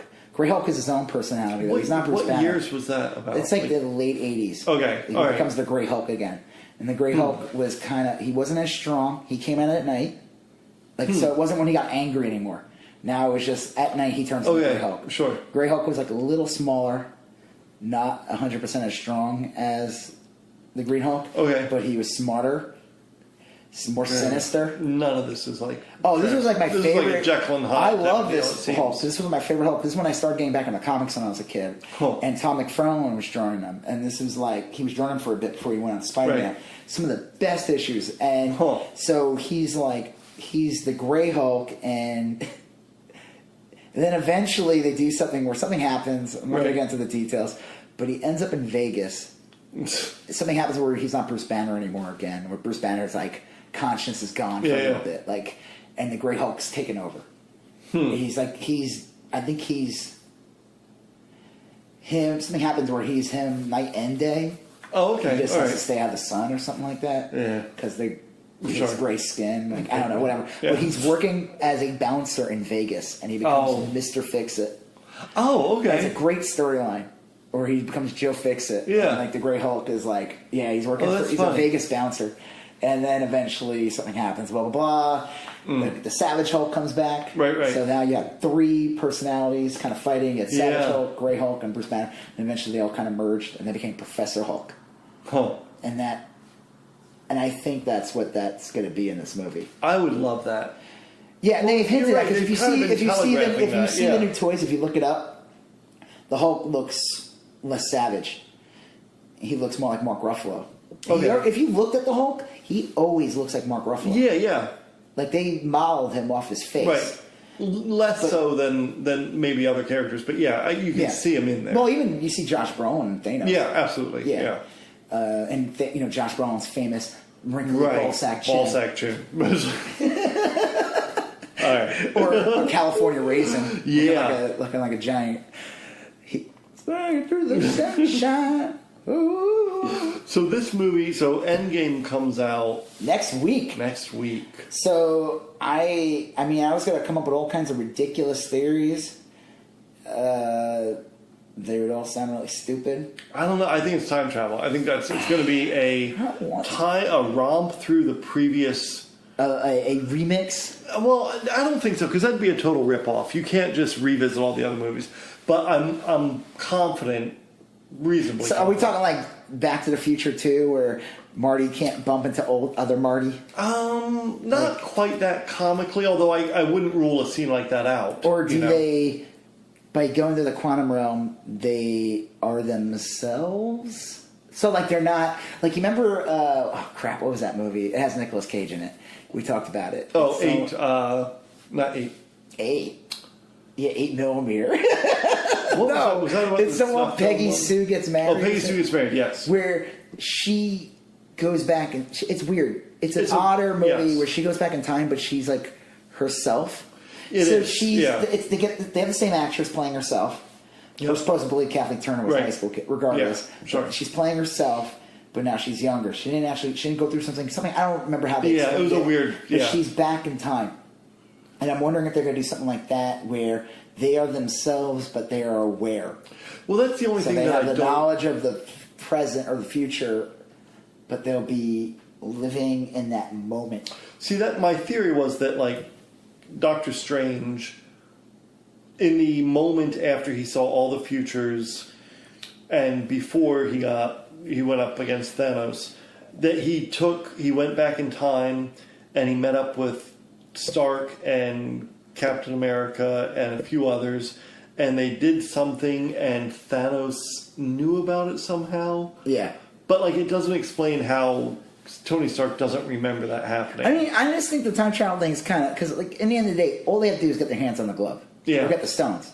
They get the Well, stones. they almost had it until Peter Quill fucked it all up. I mean, they were. Yeah. They were well, you right remember the there. part when Peter Quill's like, "That was my idea," right? Yeah, right. This is before when they first shot him. And I'm like, was it though? Because Nebula kind of helped you guys, and she just came out of nowhere. Yep. You didn't expect that. Yeah. But I thought that was really cool how they did that. Yeah, Peter Quill totally. That was everything's his fault. He like it is. Yeah. I mean, he's like punching. What's her name's? The girl with the antennas. Yeah. What is her name? It's not Chameleon. It's Bug Lady. What is it? It's Ant something girl. Mothra. Is it Mothra? Yeah, Mothra. Is it- Godzilla, Mothra, Yeah. Ghidorah. Yeah. I'll think of it the moment we stop recording. Yeah, But of course. anyway, Peter In the Quill. middle of the fucked night, you'll everything wake up and be like, Quasar. Quasar is not in the movie, but is a Marvel character. Yeah, he's the one who totally fucks it up. Yeah. I mean, it's like, dumbass. Right. Come on. They had the glove. They would have gotten it. Ooh. I mean, like I said, in theory, that's all they got to do. They just got to get the glove. Right. I think the time travel thing, if the movie's 3 hours long, obviously then you're right. There's going to be some kind of time travel thing because the movie does not need to be 3 hours for them to get their shit together and go get the glove from Thanos. Unless there's going to be a much bigger story. I just think they telegraphed time travel so heavily in Infinity War that, like, it's going to be a thing. Yeah. Yeah. All right. Well, We'll find out in a week. Yeah. So, yeah. I mean, I got nothing else to say about that. Look, the only thing I have left to say is that Infinity War, I loved it. It holds up well with repeat viewings. Oh yeah, I could rewatch that. Like, to me, the movies that I could rewatch out of all the Marvel movies, Thor Ragnarok. Yep. I like Far From Home. I mean, I like the Spider-Man movie. Yep, very good. What's it called again? Far From Home. No, right? Far From Home is the one coming out. Oh, Homecoming. Homecoming. Yes, I'm sorry. They're playing up with that home thing a lot. Yeah. And the fact that it's Far From Home. I think there might be an Us parallel there. Yeah, I know. Yeah, well, okay, well, let's end on this. Because someone asked this on Twitter, and I shot off an answer right away. And then I second-guessed myself and third-guessed myself. What was that? Top 3 MCU movies.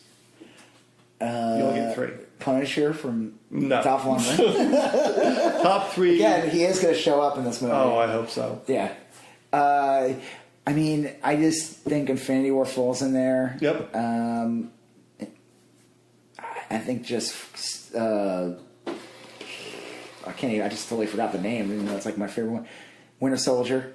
Okay. You know, it's hard for me to gauge. I feel like my opinion changes all the time. I mean, I like Guardians of the Galaxy. Yep. I like I like, in theory, I like Civil War. I don't think it's as good as... It's definitely not as good as Winter Soldier. Winter Soldier, yep. I mean, the first Iron Man's good, but I feel like first Iron Man falls in, like, classic superhero movie. Because he doesn't have this big universe yet, so he's still, like, his own thing. It's an origin story. But, I mean, it's like it exists on its own, you know? It's like it's not this big universe movie. So, I don't know. What's your top 3?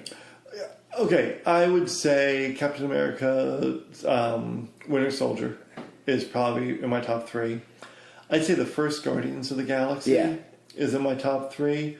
And then my third one, it's tough. That's where I get weird. I'd probably say Thor Ragnarok. I do like Thor Ragnarok a lot. I would if I was allowed to say top 5, I would do Ragnarok, Infinity War, Guardians of the Galaxy, Winter Soldier. Yeah, and then I would be confused on that fifth one. I know Winter Soldier's in my top 3. That's a non-negotiable. I would hesitate to put both Guardians of the Galaxy and Thor Ragnarok on my list, both of them. Because, they kind of run into each other. And they're similar. I like similar things about both of them. So I would say, look, the serious political one is Winter Soldier. Yeah. The funny one is either the Thor movie or the Guardians of the Galaxy. And then the third one would be the straight-up superhero one, and I'd say Infinity War. I think Infinity War is... I mean, they did it, like I said. Yeah. That should not have worked. That was definitely... that was an achievement. My fear is...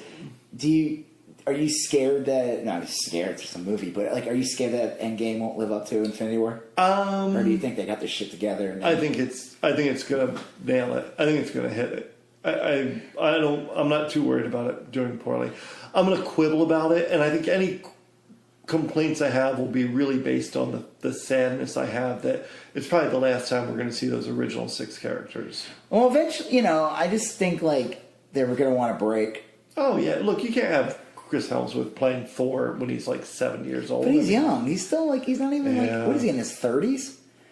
Well, look, Robert Downey Jr. is getting a little old. Yeah, and honestly, you could look.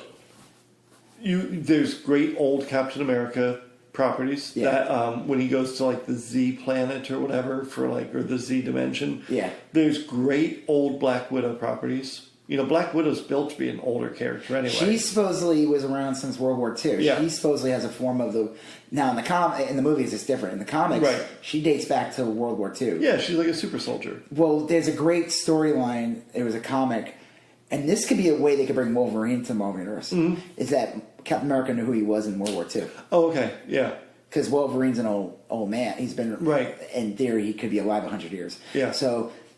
And, you only saw vignettes of Captain America's time in World War II. Right. So that could be a good way to bring in, Wolverine. Yes. Is that he was active in World War II. Yeah. And after that, who the fuck knows? Yeah. But that's an easy in. I think, there's a great storyline where it's like it was Jim Lee X-Men, Uncanny X-Men. Okay. It was... a flashback issue with Logan, and it was the first time they show Wolverine, or Logan, he wasn't Wolverine, he was Logan, with Captain America and a young black, like a child, Black Widow. Oh, okay. Yeah. So she was just in, like, whatever, Sparrow, whatever the hell they call it, program they had. Yeah. And it was a great story, and it was the first time they really showed more of, like, Wolverine's, like, history of being involved in World War II. So that could be a smart way to, like, merge him in. Honestly, what's funny? It's like I always said this too. I always tell people, like, with the Marvel movies, like I'm not dying to see all those X-Men characters. No, honestly, I really only want like Wolverine to be able to interact with the Marvel universe because I feel like he's one of those characters that broke away from the X-Men. Pivotal. Yeah. I feel like X-Men is like its own. It's its own universe. It's its own universe. It has except for Wolverine. Yeah. Now, another character that worked... The Fantastic Four, though, because Fox owned them. Now Disney has them. That, I think, could be an easy in into the Marvel Universe. Right. Because those characters mesh really well. They do. I think, and this is what I would do, and I think people might complain and say, like, well, they already kind of did that with Captain Marvel. I would have it that the Fantastic Four were active in the 60s. Yeah. And they got lost in some dimension. Yeah. And now they're back. Yeah, that's what I would do. I would have them because they're the space race and all that. They're playing to that, how they got their powers.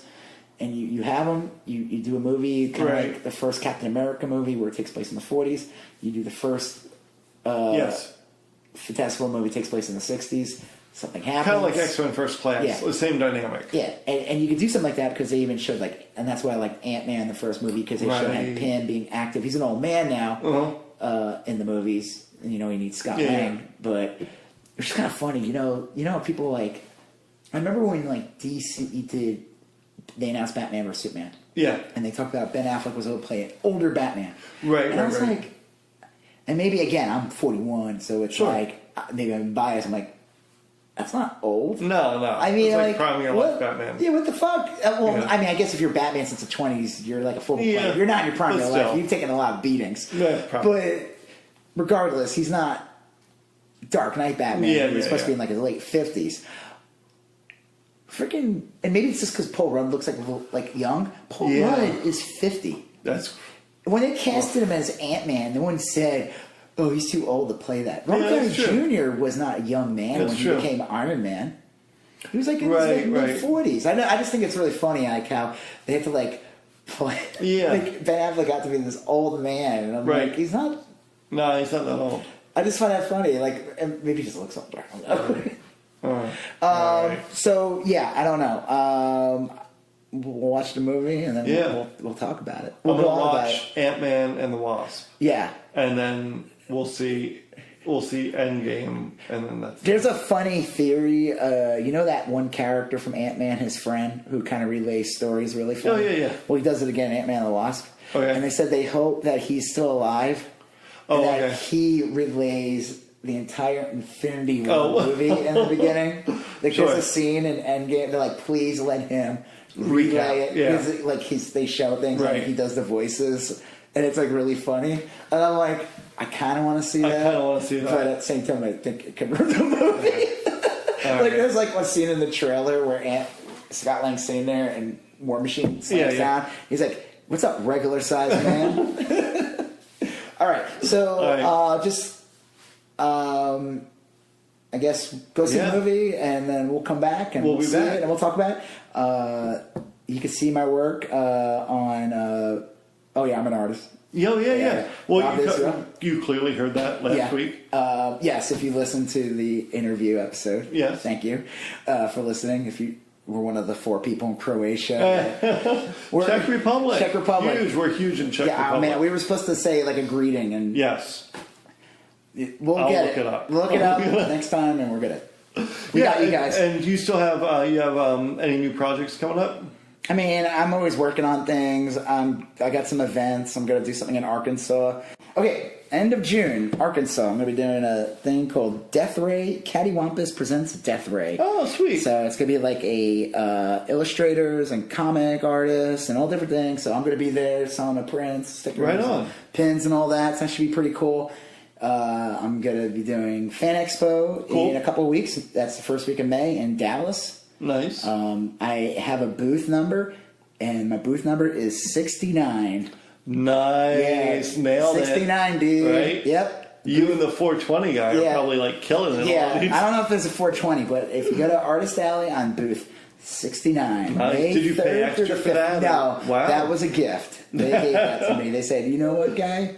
We got you. Right. Okay, well, this weekend I will be, I guess, watching Ant-Man and the Wasp. Yep. Oh, but again, sorry, go ahead. Right, no, what were you going to do? That's it. Then I guess in August I'm going to be at Oddities Festival in Austin. Oh, that's right. Yeah, cool. And I have a bunch of new prints and stickers coming out. I'll be putting them on my social media, so keep your eye out for that. And what are you doing, Joseph? Well, like I said, watching Ant-Man and the Wasp. Okay. And that's about it, honestly. I'm going to relax.